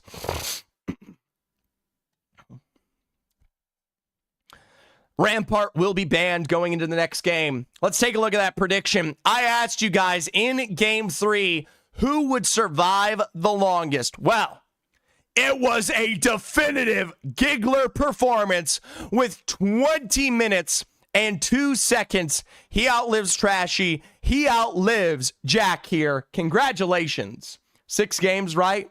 It is a guaranteed 6 games. By the way, thank you for the like. For those of you that are still around, consider a follow if you're into the collegiate action as a whole. All right. I just want to check that last game's points. 22 for Temple Cherry. Shout out to ISU Farmers tying with Sac State, even though they die in 12th. That's 1 point. They get 12 points because of all of those kills. 9 for Florida, 8 for Augusta, 7 for Alabama and RIT from that game. And yes, no more Rampart. How long are you streaming today, Zephyr? I'm doing 6 games, and then we take a break. 6 games, and then we take a break. And then 6 games. All right, so 18 games today. I will be taking an hour-long break between all of them because, you know, I can't scream for that long straight.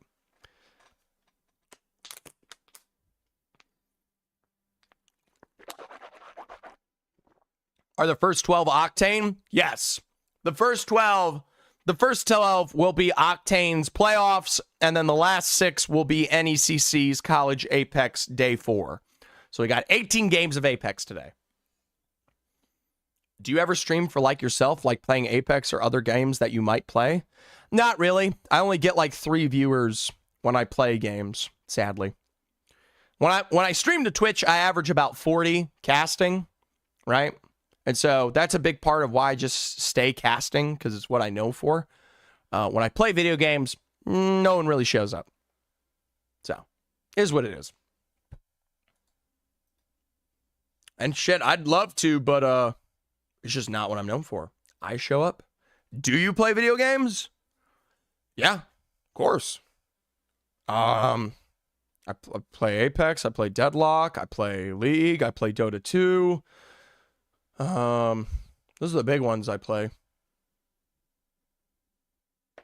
0-point game coming from KSU Gold. I can feel it. All right, guys. How about the Collegiate Terraria server? Who's ready for the mass Collegiate Terraria server? Apex rank? Me? I've never ranked in Apex in my life. I do not rank Apex. The last time, I'll say this right now, the last time I played ranked in a game, I punched a hole through my monitor. And so I made a vow to never touch a ranked game ever again. Also, you guys are such chuds for Terraria, but I understand completely because I have 800 hours on Terraria. So, hell yeah. Hell yeah. BW, thank you for the follow. Let's get a prediction in while we're still chudding around here. All right. Let's look at ISU Farmers KP because that's going to be my next bet. They've had 9, 7, and 12. Let's put it at 8.5. Here we go. ISU kills over under 8.5. As you guys know, you love your bets. And more importantly than that, we're going to make this one quick. You got 2 minutes on the board. Over under 8.5 kills for the likes of Iowa.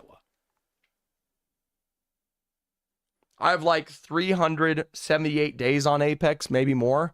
Apex is my most played Steam game. I don't have that many days. I only have 1,700 hours. So that is, I only have 70 days.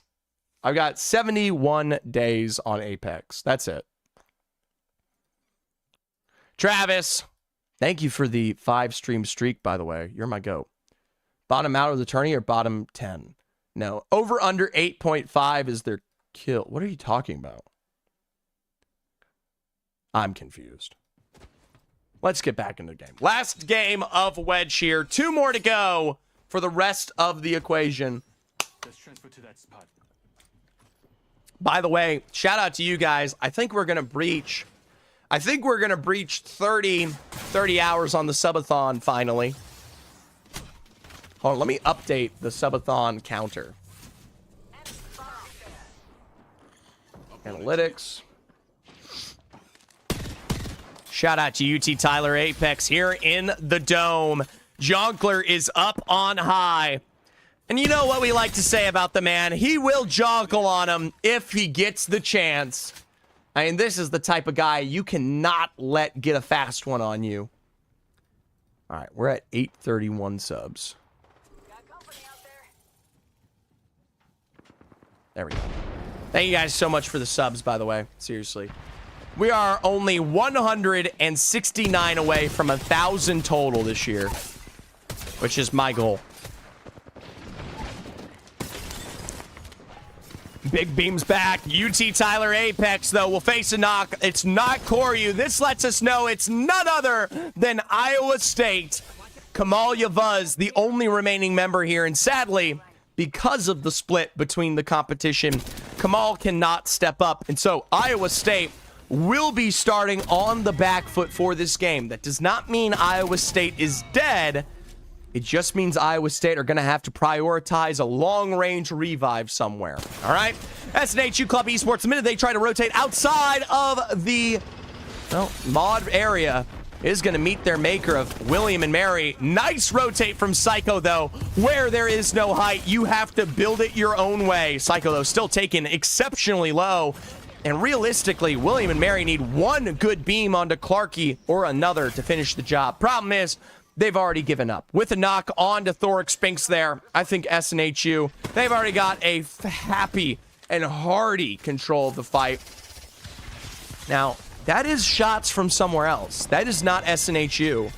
Someone else is part of the equation here in Geyser, and it's RIT Orange. CC finalist himself, Mr. Jack, has arrived, and albeit is not super aggressive on the take, could very easily finish this fight if he wanted to. Now, ISU Farmers, shout out to them. They have been able to get a complete recovery in the big mod area, especially with SNHU rotating out. We are going to get, as we just saw a little sneak peek of it, an overlook finish. This is going to be a high ground finish on the overlook side of zone. Blank, chirp, the rest of the roster shot in the back by Temple above. Somehow Winthrop is also here. Whatever. Holy shit, that scan from Alabama shows us that everybody is here. It's like a goddamn Smash intro. Everybody is here. Hurry, get there. The enemy's far. All right. Alabama, a rotate into fragment. They don't have to waste their time. Overlook is a very free area right now. And if they kick, or if they quickly rotate through, they should be able to set themselves up happily. Now, last game, we saw SNHU struggle to get their start, and it's none other than Kamal Yavuz, the first one to find a knock here. That's it for Clarky and SNHU. They're holding out where they can. Now, remember, with the Newcastle on the other side, the reset has already come through here. So for ISU, it has to be an impeccable on the push. 88 on the flesh found. A quick drop, and that is it for Group T. Cabal with the re-knock onto Clarky here is another response from not Koryu. And Cabal needs to be found. Winthrop Garnet will be wiped out by Utah State in the meanwhile, as not Koryu is up for the climb. 99 on the bean. A piercing spikes down for extra pressure. That'll allow the climb up here from not Koryu from behind the castle wall. It's up to Koryu to, yes, find the knock he needs. Problem is, though, you've got SNHU and someone else also participating. Instead, ISU Farmers, they'll back up, quick resets, and they've got themselves healed to go. College ain't that hard? No, it's not. I was able to graduate just fine. The American college system is made for complete fucking idiots. Anyways. Yeah, in 6 years, unks. Brother, I took one class a semester sometimes because I was literally flying between Japan, England, and other countries for work. Don't drop that 6 years bullshit on me. Excuses? Brother, I didn't want to spend extra money.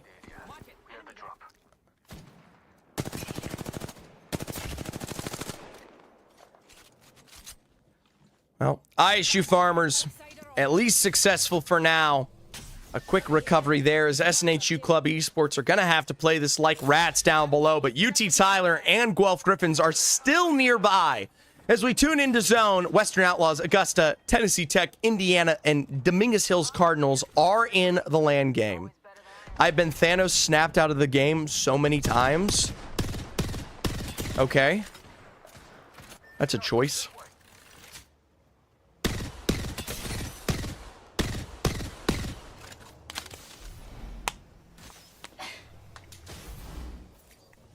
OSU have a team? No. Ohio State is one of the...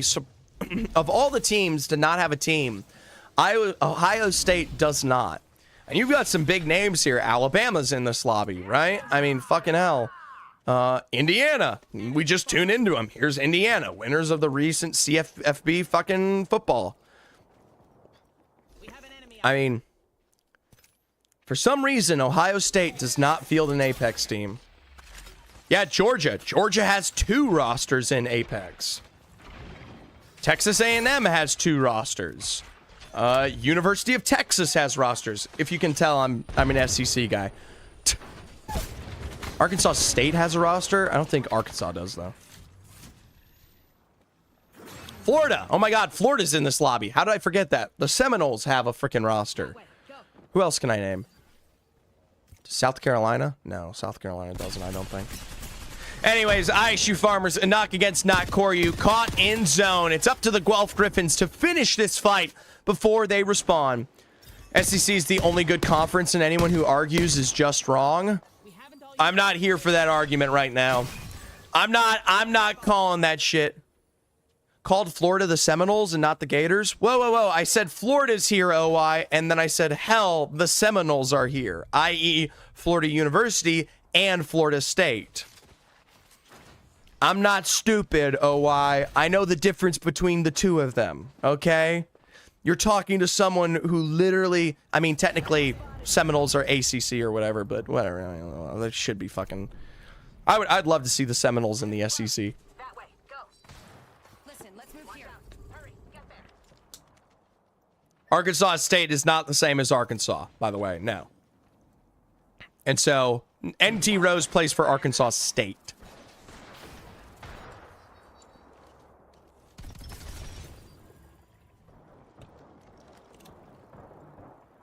There is another Arkansas. Is there an Arkansas University? They must be pretty bad if we don't know them that well.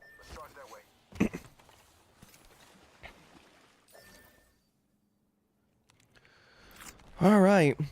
GG. GG. ISU Farmers, a revive on to Not Koryu. This is one of the few developments that we have actually gotten to see. Sadly, the Guelph Griffins didn't quite finish it quick enough, but they are here to follow up. There's the singularity. Holy shit. Black holes dropped. Still, though, Plum Toaster, that's not a knock against ISU. That is a knock against SNHU. For some reason, they're going to get the ring knock there as Bofer from Sac State is finding Florida caught out here. Guelph Griffins with a push play now into the face of ISU. They are looking a little bit split, though. ISU can take advantage of this, but Not Koryu is not part of the roster. Need to find a knock if it means anything for Iowa State here. Temple Cherry and Florida are eliminated. That's it for Not Koryu. And Iowa, they're gonna turn their attention to either gatekeeping or getting into zone. Not gonna lie, Kennesaw Gold, by the way, they are up above this current contest. So the minute that Iowa invests in this, you're gonna see Kennesaw put the hammer down. UT Tyler Apex, a rotate of their own fight ahead here. Even with the scan for Zard, they still lose out to UCSC Chopped. That'll be Santa Cruz now with a push into the building. Callum looking to follow up the entry damage that's already been found. The Jonkler eliminated, and that is going to be just Topher left alive for UT. Damn, ISU really left Koryu to the Sharks? Yeah, because he was gonna die. What else are they supposed to do? Anyways. Hello. Good to see you, Kayak. Friend of the family. Face of the friends here of Collegiate. Honestly, I think ISU sticking around to fight this is just dumb. Like, you already don't have a position in zone. It's already 30 seconds. You're gonna die. Anyways, UT Tyler will be inevitably found out here by SNHU as Topher runs into them here outside of Fragment. With 21 seconds to go, though, the chopped roster needs to find a way in just as much as SNHU. Both of them do not have a position in zone. And finally, Iowa State.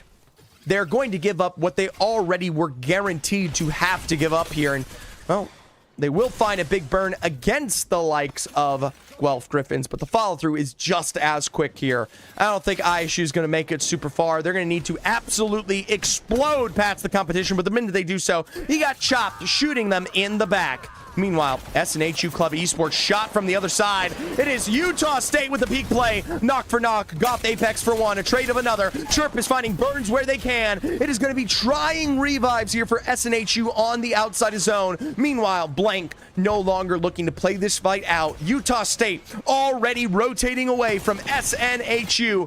Meanwhile, though, Blank still out on the doorway. A double knock, and Utah State have pulled it off.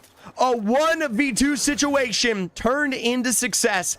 Alabama now might be able to choke them out on the edge of zone. That's it for Utah State. They are sniped by Abysmal from the Alabama roster. Now, most of these teams are really going to struggle in this zone because it is an open finish in Overlook. You try to climb out of Fragment, and you're immediately going to get shot down by teams like Western Outlaws, who have been holding height. Teams like Illini Orange, DH Cardinal, Augusta, Tennessee Tech, and Indiana, they actually have legitimate positions to play out the end game. Now, I think Western Outlaws, in my personal opinion, is going to die to one of these teams rotates. Kennesaw Gold, maybe RIT sweeping in, William and Mary or Alabama with a third party. Very real opportunities here. ISU forced to rat it out for the finish here. A little disconnect from Kamal, and I don't know if that is a legitimate one. Either way, 40 seconds to go. Kennesaw, Sac State here, William and Mary, and ISU and Alabama. It's time to make the climb up Mount Olympus to where the gods reside. It's a good start of damage against Goblin on top here for Western Outlaws. That could be big snipes ahead. Worst case, though, those train lines down below are available. But we will see a knock of one here. That is going to be William and Mary caught out. Snipe for Illini Orange. That longbow is critical. I mean, Western Outlaws, even though they faced that knock just a second ago, are just as quickly able to get themselves set back up here. So, still, Western Outlaws are in the prime position to capitalize on. They're a weak team when it comes to fighting, and most squads should be able to beat them in a straight 3v3, and they house a nice position in zone. So, RIT, they've already got the next side of that train line. Meanwhile, it is going to be Alabama versus Sac State inside the zone here. Contest, and it will be Sac State coming out on top. Sadly, Obbs missed that one just a little bit. You know, I'm kind of impressed. Most teams are successfully in zone here. Looks like you will see ISU Farmers inevitably found as the rat that they were. Group T eliminated in top 11 overall. I don't think they got enough KP this game, but remember, Iowa State has already pretty much qualified based off of their 3 games alone here. 10 squads for the finish, and everyone has found themselves a happy position in zone. Even William and Mary, who barely have legs underneath them here. Another ordinance from KSU, and that's going to be the nade to blow them out. Still blocked by the wall there, and it's not much purchase to be found. Our zone pulling out to the open rocks, as always. Currently held by Indiana and Sac State. If you got to 40, I would say you have qualified. Being above 40 is a 100% guaranteed qualification spot. In 99% of lotties, 40 has always been a guaranteed qualification. 36 is the average you need to hit. Okay? That being said, with 3 games left to go, hell, 10 squads still in this lobby, you got a lot. I did see CSC with a 39 cutoff. Yeah, Lotties. It's true. I slur my words. I'm just a chud. Can KSU die already? Maybe not before DH Cardinal.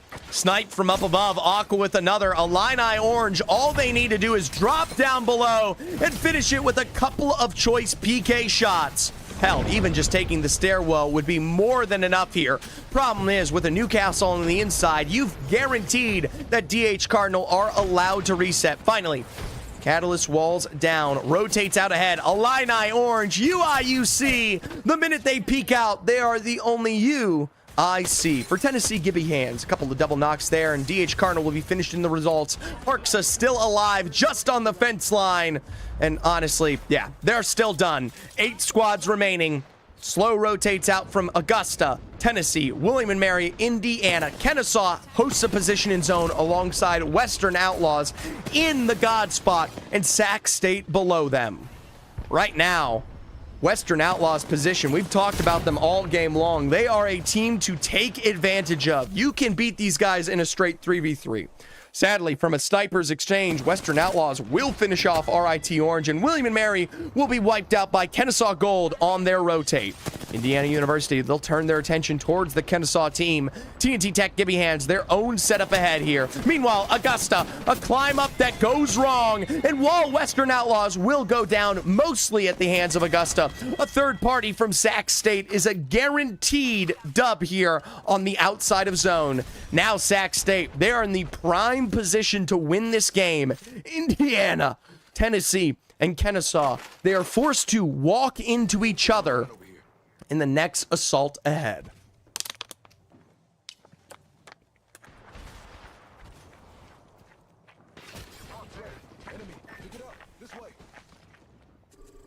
It's a tough spot to be, folks. Tennessee, Kennesaw, and Indiana all forced to share that eastern side of zone. Personally, I wouldn't want to be them. Sac State Esports, though, they got all the time in the world. It's like shooting fish in a barrel if the fish were forced to hang themselves. I don't know why that was funny to me.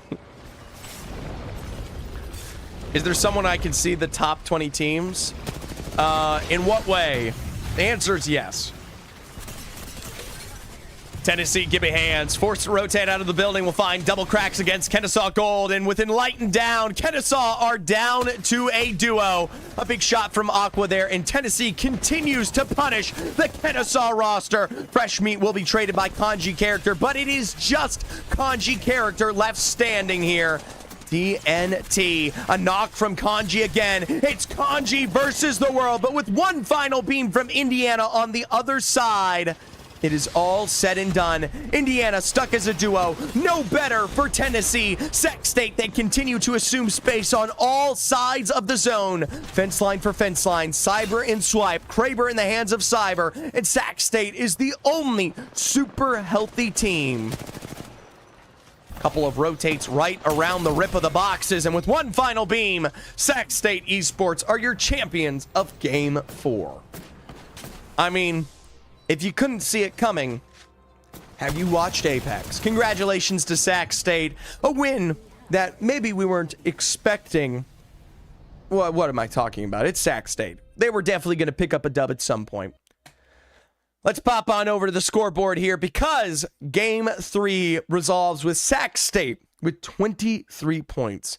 12 points for Indiana with a second place 3 KP finish. 11 with a third place and 4 KP for Tennessee. Kennesaw with 5 KP at 10 overall. Shout out to Utah State. 9 KP rounds in at the second highest, but their 14th place wipeout at the hands of Alabama sets them up at 10. The rest, does it really matter? Catalyst will be banned into this next game, and more importantly than that, we asked you guys, ISU over under 8.5. It's going to be the under. Congratulations. This is the biggest upset of the day on the predicts. congratulations to Saurus and Solaria Lunaris. You just walked away with 530 points won between the two of you. Sadly, Applejacks, chuddy as he can be, did not get those points. So, overall standing, Temple Cherry still in the lead by not by much. 48 points for Sac State with their dub, and 41 for the ISU Farmers as they fall. What game are we on? We are about to get into Game 5 here. So, guaranteed qualification for ISU, Sac State, and Temple Cherry now. I would say Augusta, maybe 2 points more, and I would say they are 100% guaranteed. TNT. They are going to continue to move on. Illini Orange with 31. Kennesaw, RIT, Western Outlaws, and Winthrop round out your top 10 with 2 games left to go. That being said, our last game of the day will be on E-District here. Take a look. Memorize it while you can. KSU Gold versus Winthrop in Humbert Labs Old Town. Temple Cherry and maybe Gibby Hands over towards the Neon Square Blossom Exchange. Most of these other teams don't really fight each other. ISU Farmers could send it into Street Market against William and Mary Esports. That is something that does tend to happen here by the ISU roster. All right, 2 games to go. A little quick refresh. Actually, I got to do a prediction first. Let's do a... Here you guys go. Does Winthrop remain in the top 10? There you go. They're currently 20 points. They only need a couple more to stay. Honestly, 1 good game for Winthrop is not that crazy. 2 minutes on the board. Get your predicts in.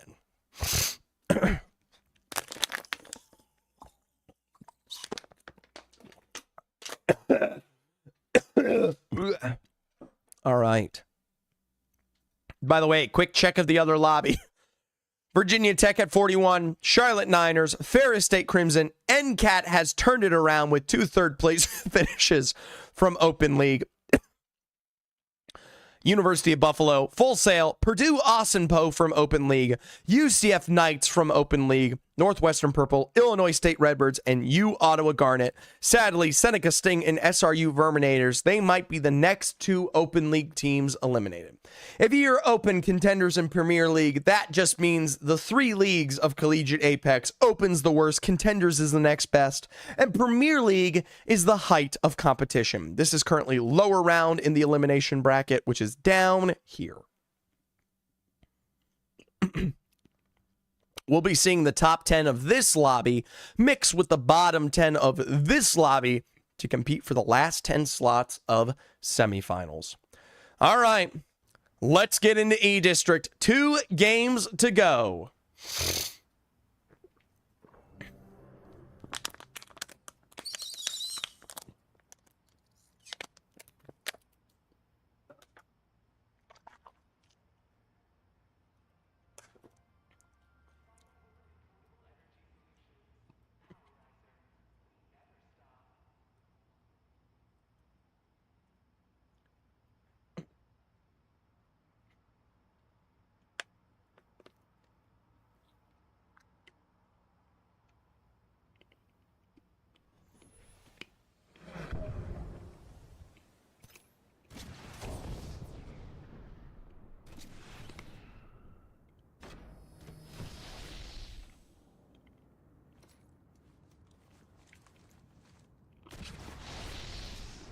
All right.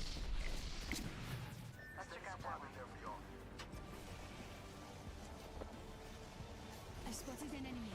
Why does it say I missed a stream when I was here yesterday? Were you here for all 3 streams? Octane lowers, Octane uppers, Octane lowers, and NECC. We had 3 streams yesterday. 6 on 6 on 6. 30 on 30. Fuck no. Well, you missed a stream. Jukesy, welcome back to the broadcast. I'd love to goon all over you when you could get the chance. Why does it say I missed a stream when I was here yesterday? The answer is simple. You weren't. Did you see the new Valorant agent? I have not. Do you fuck with the comp? I'll have to see it. I'm lurking a lot of the time. Jukesy, I appreciate the lurks. Fun fact, I do have a lurk command. Just a fun little... Because, did you guys know... This is really annoying. Did you guys know that Twitch chat... Twitch chat, if you're not, like, typing in it, over time, it doesn't count as a viewership. It's so silly. Are you watching Collegiate CC teams between sets? Fuck no. What the hell is that? Is that a heart? Oh, that's cringe. I'm changing that. I'm gonna make the Zephyr Howdy one. Hold on. We're changing that.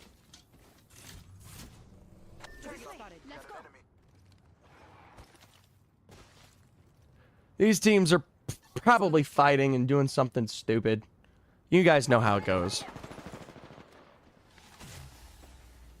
Alright. Big beams round the back. Topher's got a double crack. Talk about a man who can get the job done. Indiana University with nothing to work with here. Holy shit. I don't want to be harassed by the moose. Cheatsy, come on, bro. You don't want to be harassed by Matthew Moose, Cheatsy? Hey, can someone test the lurk command real quick? No, it didn't work. What the fuck?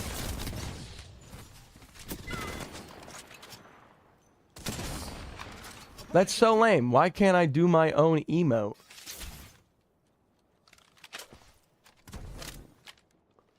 Lame. Alright. It's updated. Howdy. I hate that emote.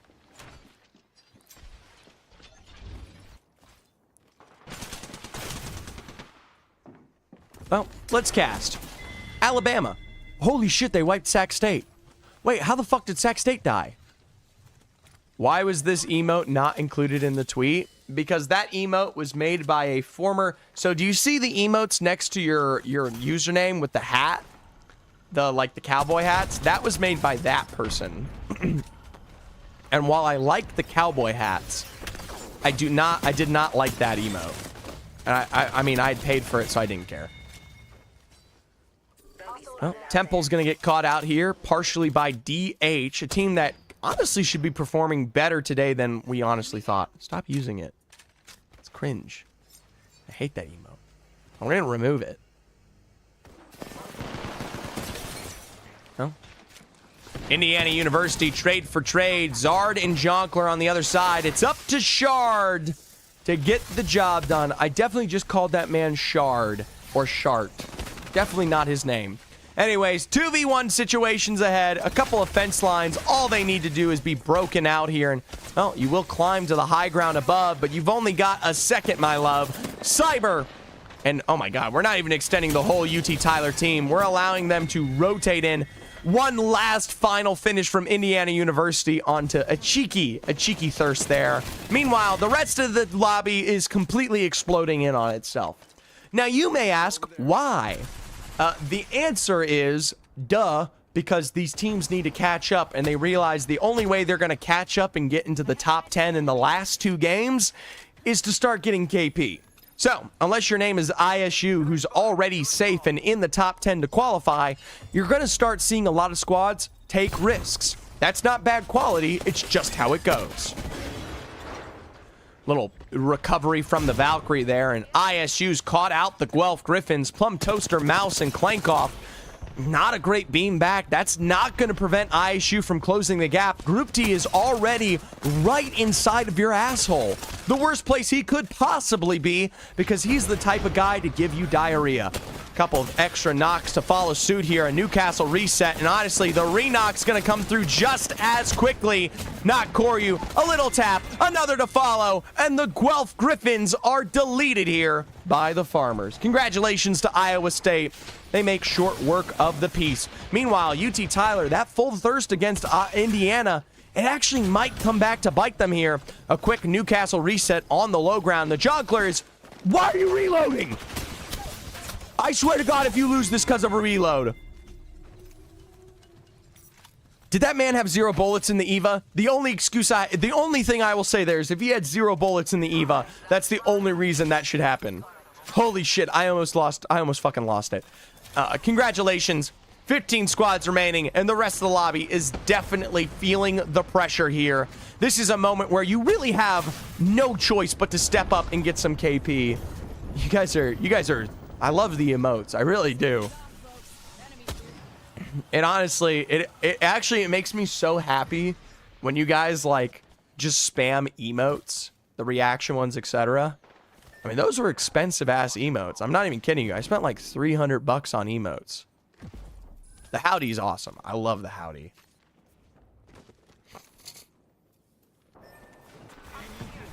Hell, even if you're not subscribed, by the way, I gave you a free Zephyr emote that you can use just to have a good time with us. Albeit most of you are subscribed because of gifted subs. 300 for the rest, 5 minutes for howdy. Now that shit was like $10.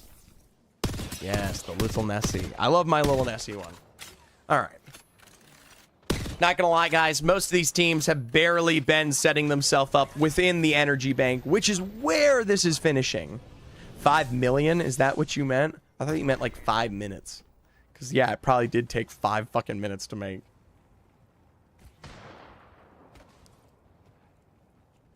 Oh, looks like Western just got a knock on a toasted grilled. I don't know what that could mean. UT Tyler, Apex, Topher, Zard, the Yonkler back together in full force, even after they're trying true trades against teams like Indiana. ISU Farmers, though, are right alongside them, and this might be the first team that UT Tyler walks into that is just strictly better when it comes to shooting. Here comes the dive. Group T with 1. UT Tyler already trying to separate out here just to survive. Cabal Yavuz on the other side, just waiting and ready. A big L-star beam, and the Turkish legend is back here. It might not be the full send finish, but you've got Not Koryu in Group T to seal the deal. 14 squads remaining, and ISU, it is an Iowa State day. Honestly, I wish Cultural Garlic was here. I know Jess and Jord is here, but this is a damn good day for Iowa State. All right, we'll tune into the Florida Gators. Kennesaw is sharing a very similar position to them, with Utah State also near them. I'm shocked it's Group T on Crypto and Koryu on Loba. Usually it's swapped. It's true, Group T can't help but stare at her ass. That's all he does. Enemy here. Let's go here. Tango near me. What are we doing? Just go to zone. Just go to zone, William Mary. Just get your ass in zone. There's 14 squads left. Go to zone. Yo, JD Vance, thank you for the likes, my man. It's even funnier. I'm not. That's even. I just realized how much funnier it is just to say the bare minimum of your username. JD Vance, thank you for being a huge Zephyr Kaz fan. I'm glad we have your patronage. Anyone tell you you look like John Kirikou? Okay, well now I gotta look this shit up. American journalist. No, but I see it. I see it. He's definitely a bit more jowly than me. He's got more of like a. He's got like a stronger face than I do. I got a bit more of like a. Mine's not as like. I don't know. There's something strong about his face. It's very strong looking.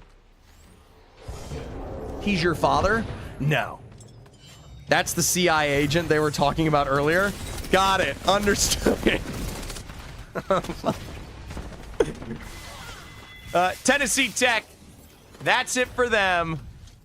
LMAO, that's hilarious. Watch the clips. Oh fuck. What did I just get myself into? I bet he's entertaining as shit though. Honestly, I would be John.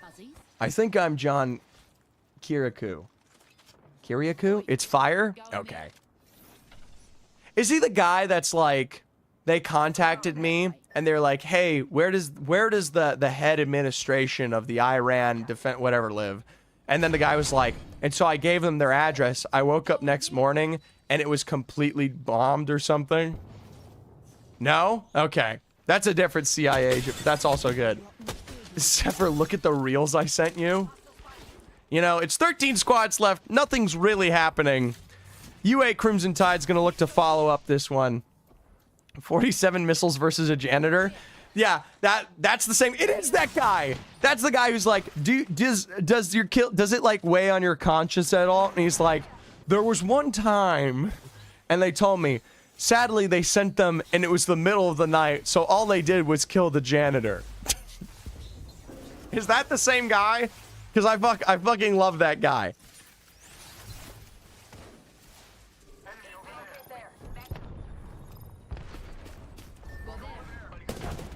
There was this one kind of half exception. Doom scrolling while on stream is crazy. Applejacks, you missed it yesterday. We put on the entirety of Surf's Up on. I replaced my face with the entirety of Surf's Up and Brain Rot instead, all of yesterday's stream. He was like, no, but there was one time. Fucking, I love that guy. All right. Illini orange. You've got Alabama on the other side. North versus South here. And I'll tell you what, South is suffering. That's going to be the Illini full pushing with one last Mozambique tippy tap. All said and done. Thigby, though, and Parksa can't say they'll be lasting for much longer. It's none other than the Iowa State Farmers. Not Corey, you had to actually stop to get that job done. Either way. Iowa on the outside, Winthrop in the center, UCSC Chopped playing the western edge, William Mary even further, DH Cardinal, Florida, KSU, a bunch of teams up north there, playing center zone. No EMP from ISU, and it's time to pop on up here. Evac is available, and honestly, ISU takes that fight 9 times out of 10 successfully against Winthrop. So Winthrop, they don't know what kind of storm they've got coming here. I did not get to talk about Utah State and RIT and Western Outlaws also alive. Group T, I see you're in my chat, which means the game might have already been done. I spun the wheel for Loba, but it's low-key compy. I'm goated at crypto. I just saw your drone get destroyed in real time.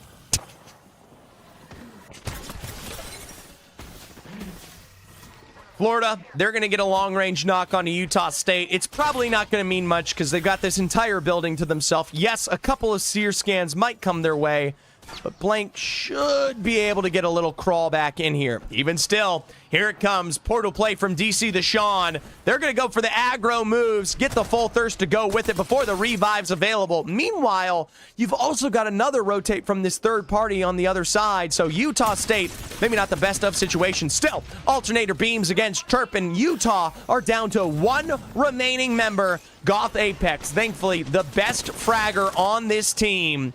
Little beam on the backside there. Knockdown shield available, but Blank will still be firsted.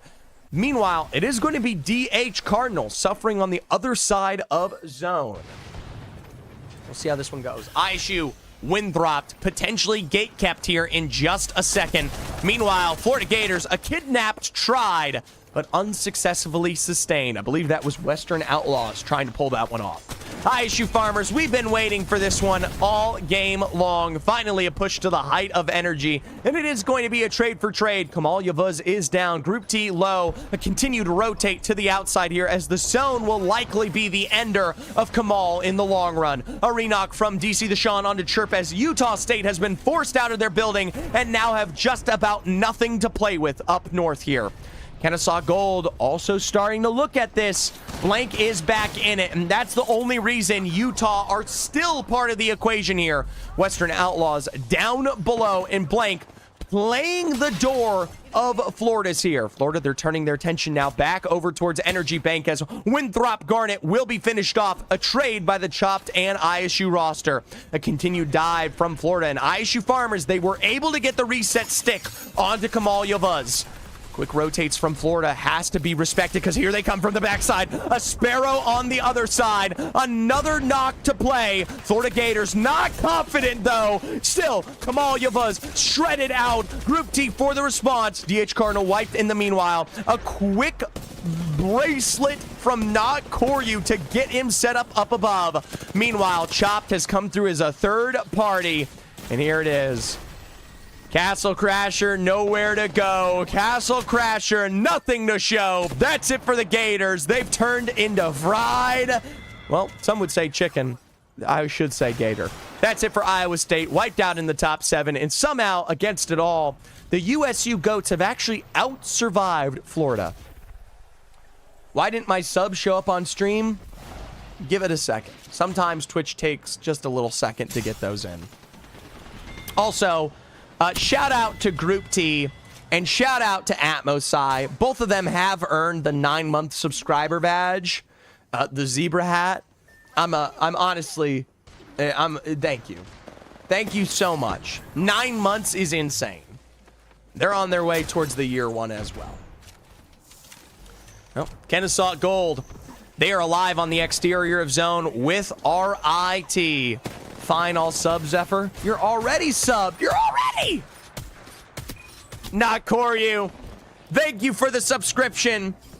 You know, I don't know why Atmos didn't. I wasn't? Well, hey. There we go. Not Koryu. Thank you for the sub, man. Zephyr's not ready for when I hit the 3-year mark. You're not ready for what the sub hat you get, right? I wasn't blessed with one of the 200 subs between now and the Olympics. Yeah, that's tough. RIT Orange. As much as I love Jack, he's just not simply good enough. UCSC chopped up above. They have just such a good position here, and it's going to be so hard to out-survive this and Kennesaw looking at you. It would take literally pure perfection. Newcastle next game, lock me in. Good luck, Group T. That's actually low-key a goated pick. All right. RIT, KSU, UCSC chopped. A final form finish for the end zone here.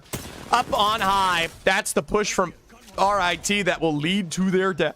Or rotate into the corner. And no matter where they end up, I mean, this is Fremo Primo. Whether it's Kennesaw looking at you or Santa Cruz getting a prime real estate drill, what is RIT supposed to do? I mean, they are literally stuck with nowhere to go. One last beam, and Jack will be the first one eliminated here.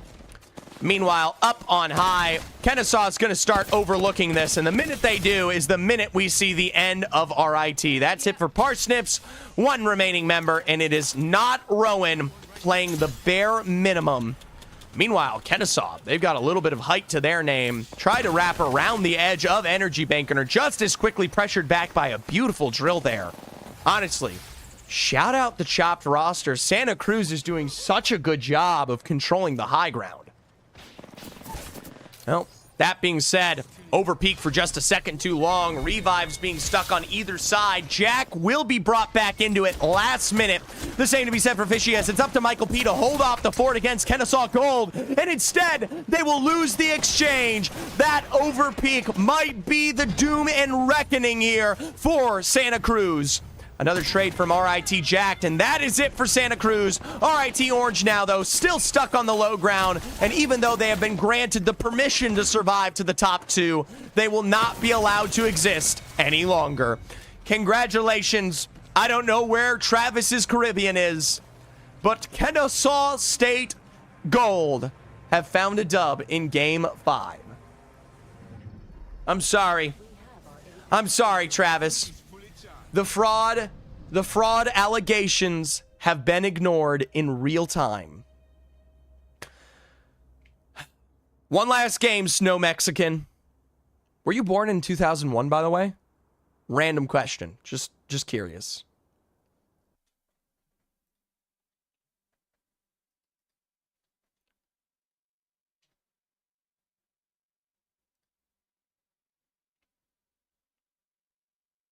Yes, are you my stalker? No, you just have 01 next to your name, and all I wanted to say is that we share the same birth year. We were both born in 2001. Were you born in November? This is about to be wild, by the way, if I got it right. No, my brother. That's what I meant. All right, let's take a look at the scoreboard. You guys are already looking at it. It is going to be 53 points. Oh, It is going to be 59 points for the ISU Farmers, now taking over the lead with 44 KP to their name. Temple Cherry has been usurped. Sac State at 48. KSU Gold safe now, jumping up with a, wow, 18-point game to the top 4. 38 for RIT Orange, and they should be fine. Augusta, Tennessee, Illini, UCSC Chopped, and Western Outlaws in a tight horse race. I asked you guys, will Winthrop remain in the top 10? The answer was no. Farmers are on top, folks. Farmers are on top.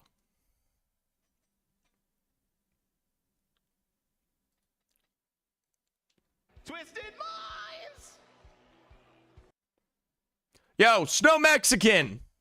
Thank you for the follow, my man. I'm on a 9-stream streak right now. Atmosized on a 67-stream streak. I'm even on the day for points.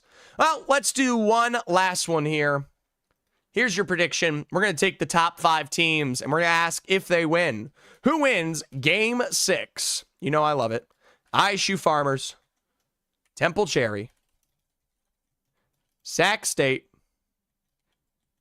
KSU Gold, RIT, or someone else. Hefty bets. 5 minutes on the clock. Get your bets in. Last match of the day for Upper Round 2. For those of you who are interested in watching more collegiate action, we're going to take a little bit of a break. I need to go eat, make sure I have enough fuel for the rest of the day. We will come back at 4 p.m. Eastern. That's 3 p.m. Central Time, or 1 p.m. Pacific Standard Time. And you guys will get to check out the actual elimination round, or losers round 4. That's what's right here. Top 10 from that round do, in fact, move on to semifinals. And by the way, a quick little check here. Charlotte Niners, Virginia, Ferris State Crimson, U Ottawa, all safe. Buffalo, Illinois State looking good. NCAT, UCF, Austin Poe from Open will continue on. It looks like Full Sail rounds out your top 10. Seneca Singh, SRU Verminators, maybe on their way out. Okay. Not gonna lie, guys, I need to eat. I'm feeling energy depressed right now. I'm gonna make myself some burgers. I'm gonna put that shit on the grill real quick during the break. A little burger with some American cheese, some fresh onions and lettuce. Gonna make myself a funky and hot burger sauce. Simple shit. I've got some fried pickles in the fridge as well.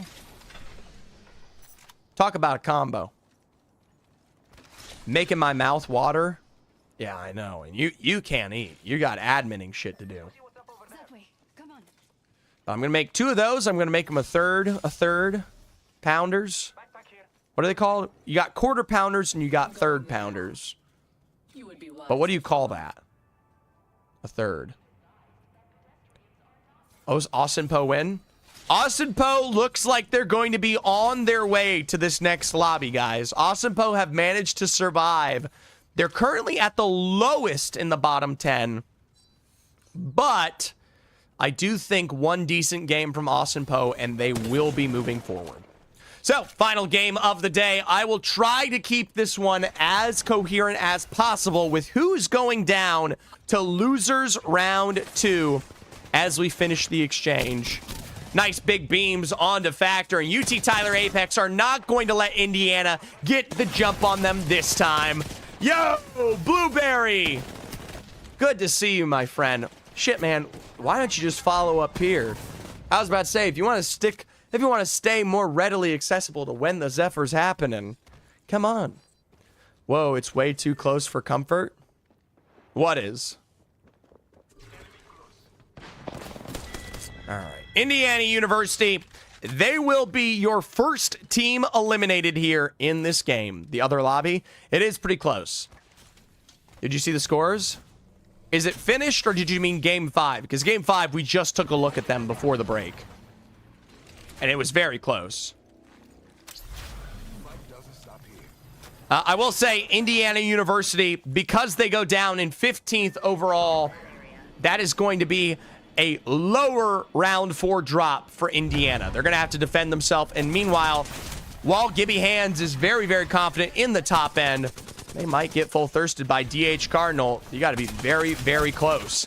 DH Cardinal, though, taking a couple of knocks, and it is none other than ISU that have found you. The last possible team you ever want to see with your name, number, and address in the phone book. Aqua still running and gunning this one away. Somehow DH Cardinal has also survived. ISU's going to take their time. They're just going to set themselves up for reset. Remember, DH Cardinal is currently 18th overall, and Gibby Hands are 34 points in 7th. Blueberry, it's been a bit of a long time. Technically, I've still been streaming. I just stopped streaming to the TikTok. All right, Gibby Hands will be eliminated. Their rat was found out. Remember, Gibby Hands in 7th with 34 points. It's not a guaranteed qualification for them right now. Going out early is a bad spot. Couple of nades, bit of a burn. 112, 168, a final finish on to Topher to go alongside it. The problem is it's still a 2v2, and you got a little too confident there. DC the Sean will be brought down on the Florida roster. And remember, Florida currently at the bare neck bottom here in the bottom 14th place right now. Need to continue to survive. Sac State trades against, well, none other than ISU. Raquaz, Bass Liveth, not healthy.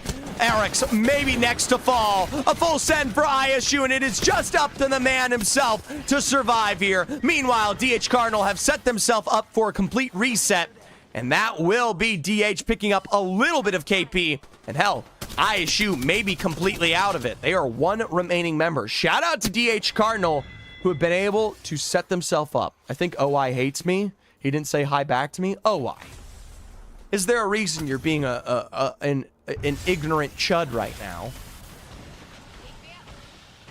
Guys, can we get an ignorant chud in chat for OI?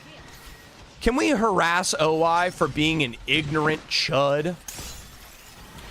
I can't believe they banned chud from the Octane server.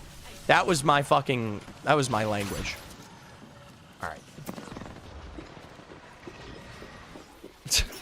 Utah State versus Alabama. Here comes the full send. A nice knock onto Goth, and that's your primary fragger eliminated. Ace NHU Club Esports will be picked off, but not before at least Utah will find a re-knock of another. Sad to be said, though, is Guelph Griffins tuning in as a third party. A nice masted pump play will knock down Chirp, and that will lead one remaining here for Utah State. Right sway, though, playing the Wraith, able to get out of dodge. Blank, your best bet might just be taking that portal. Meanwhile, the Guelph Griffins taking their time to get themselves set back up.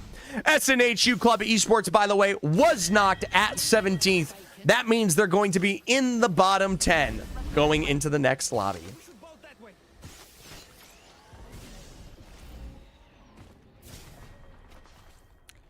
Well, ISU Farmers, by the way, able to get themselves set back up here. All three members risen from the dead.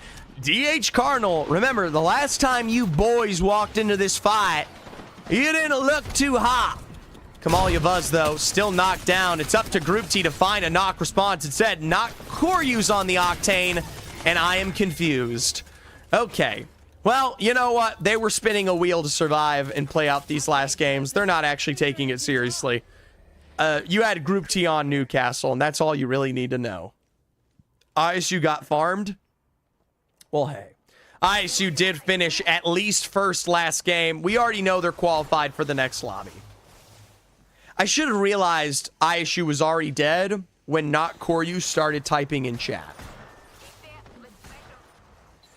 Lowkirk genuinely a spoiler, Not Koryu.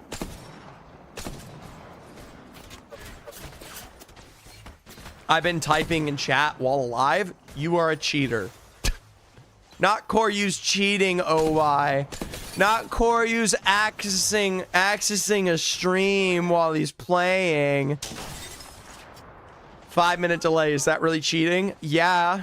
Because you get to listen to Zephyr Cast, who tells you exactly where the end zone is going and how the game's going to finish before it happens 5 minutes in advance. Honestly, how many times has it been 5 minutes before the end zone and I literally say exactly how it's going to finish? You know? I mean, I'm not even kidding you. Guys, it is literally, I mean, it's not even like rocket science. It's just how Apex Legends plays out. I mean, these end zones have all been really easy today. That's true. That's why ISU's doing well. When they get a little too, you know, critical of the mind, ISU does start to fuck up. But that's okay. That's okay.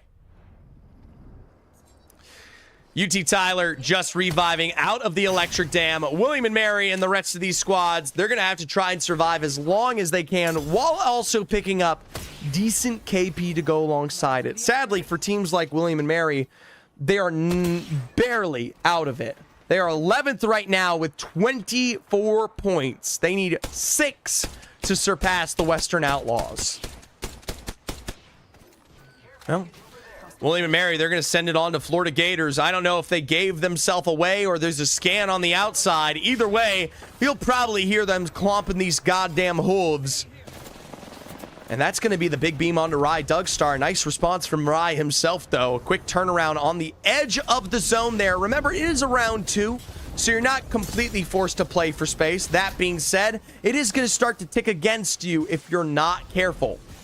William and Mary, outside to sustain. They're going to just try to play for zone instead.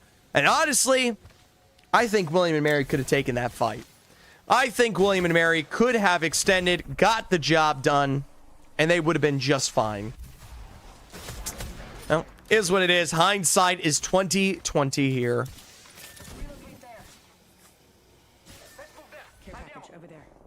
I'm eepy. I'm falling asleepy. That's not good. Zephyr needs food. Do you guys know I don't feel hunger? It's really annoying.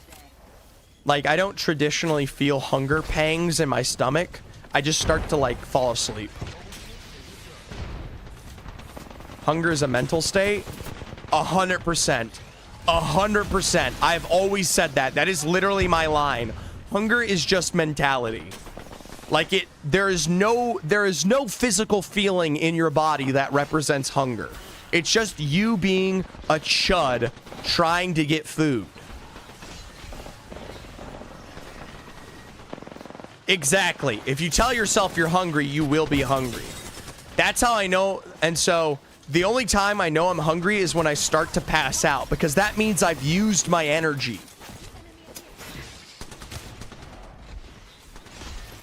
Anyways, Temple Cherry and DH are taking way too long on this fight. The fact that I've been able to talk about completely useless information and they're still fighting this out is dangerous. This is third-party territory right now. The beams have been memes, at least. Augusta, Utah, UT Tyler, they are all right there waiting to take advantage of your chuddy behavior. Honestly, I'm in love with that word today. Temple Cherry dead? Temple Cherry might legitimately be dead. Oh, I love combing my hair. Yeah, lightning didn't strike 3 times. I mean, shout out Temple Cherry. Double wins on the day. That's insane.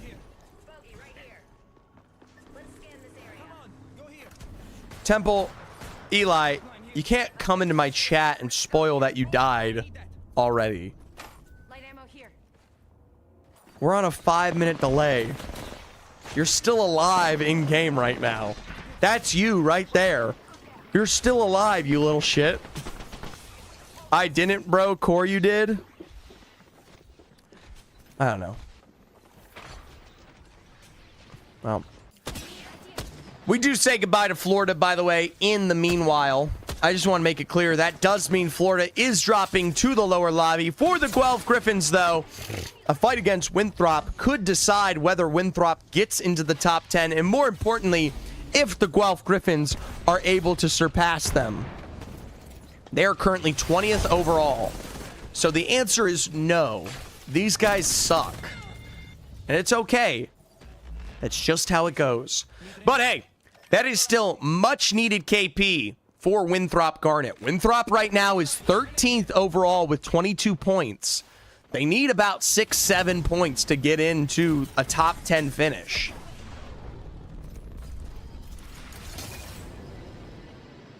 Yeah, that's fair.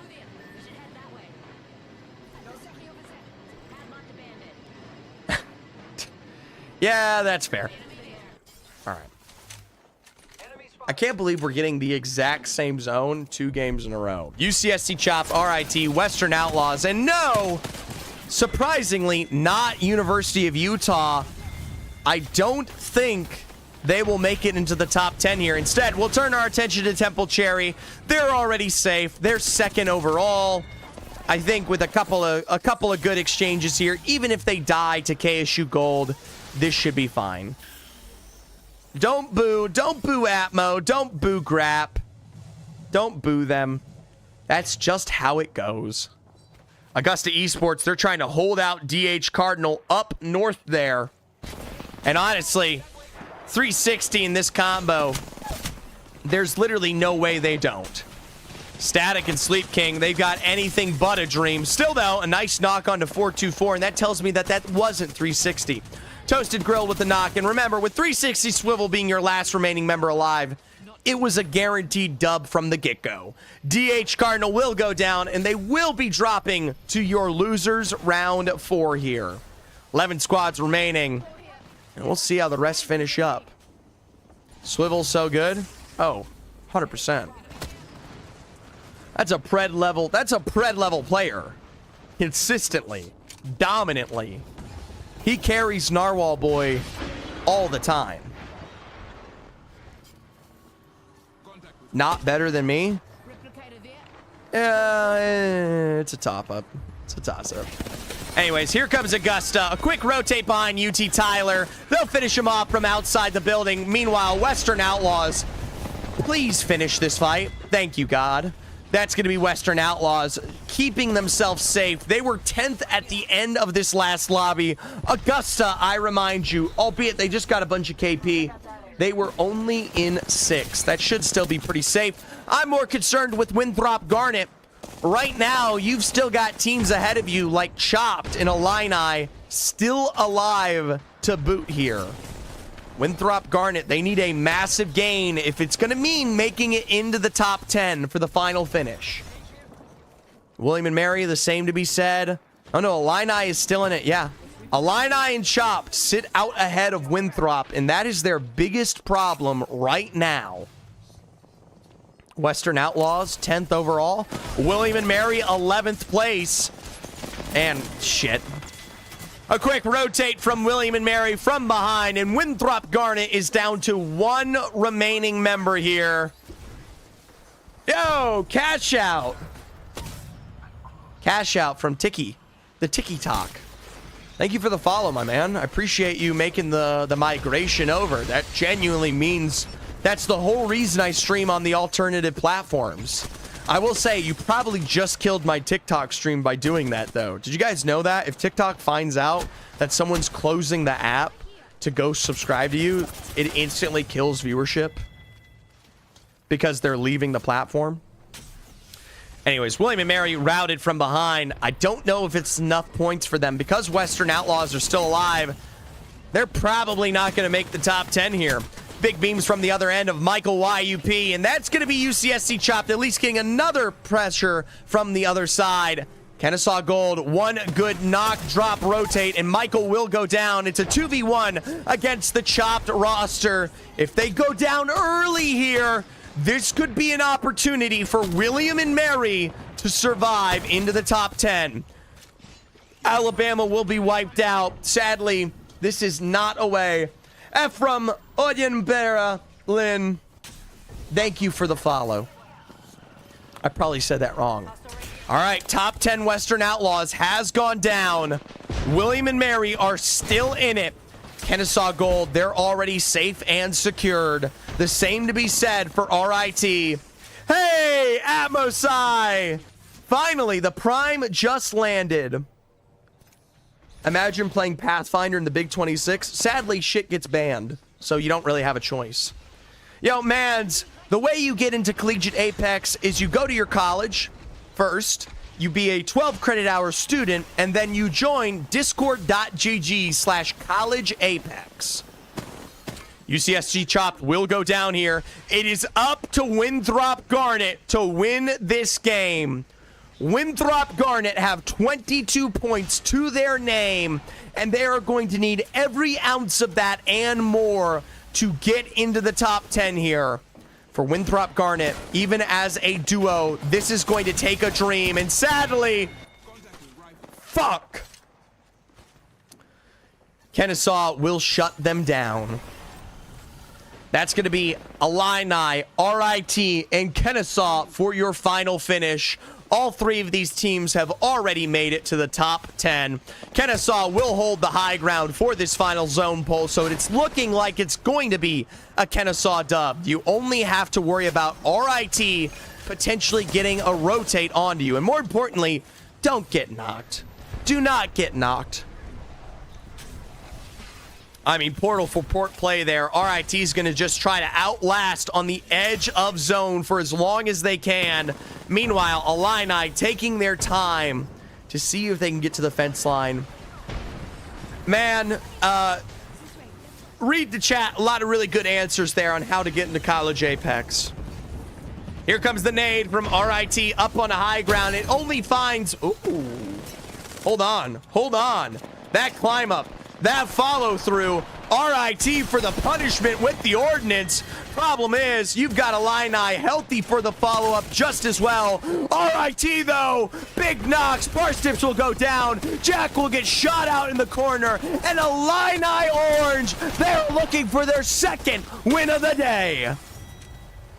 Congratulations to Illini, a final third party to wipe out RIT. Congratulations, that is their second dub.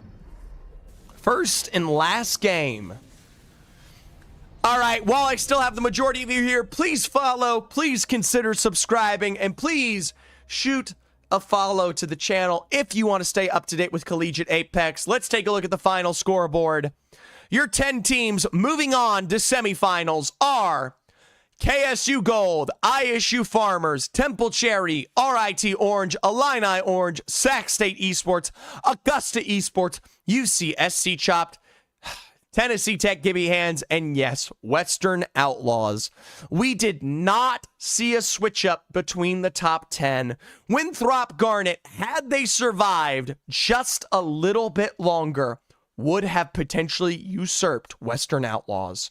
Sadly, Winthrop Garnet, William and Mary, Utah State, Alabama, Florida Gators, Indiana, Dominguez Hills, UT Tyler, Guelph Griffins, and SNHU will be dropping down to losers round 4.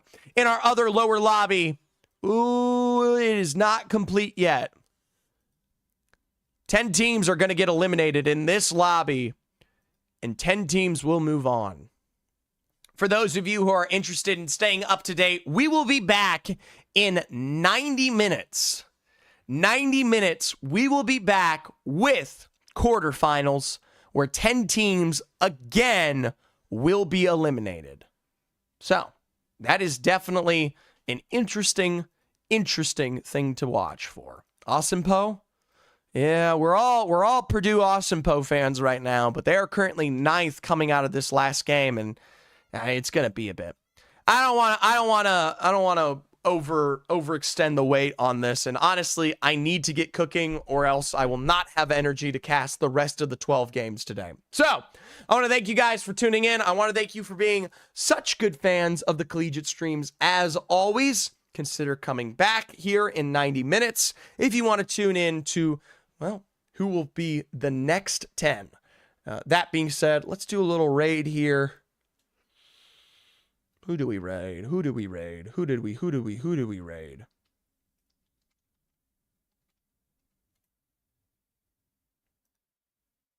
End prediction, Chud? Thank you. The answer was someone else. Illini. Are you going to be watching the ALGS Open? Dream Chaser? Done. Great idea. Well, let's raid Dream. We love Dream. Are you not going to watch Lowers? I am watching Lowers. It's just in 90 minutes. So we'll be back in 90 minutes. But let's give a nice little raid to Dreamer. I love this man. This is the nicest person in all of Collegiate, pretty much. Okay. I will see you guys in 90 minutes. Enjoy the final match of the lower round from the perspective of Dreamer. They are currently, he's still alive, but it's looking dire straits for them. Go give him some love.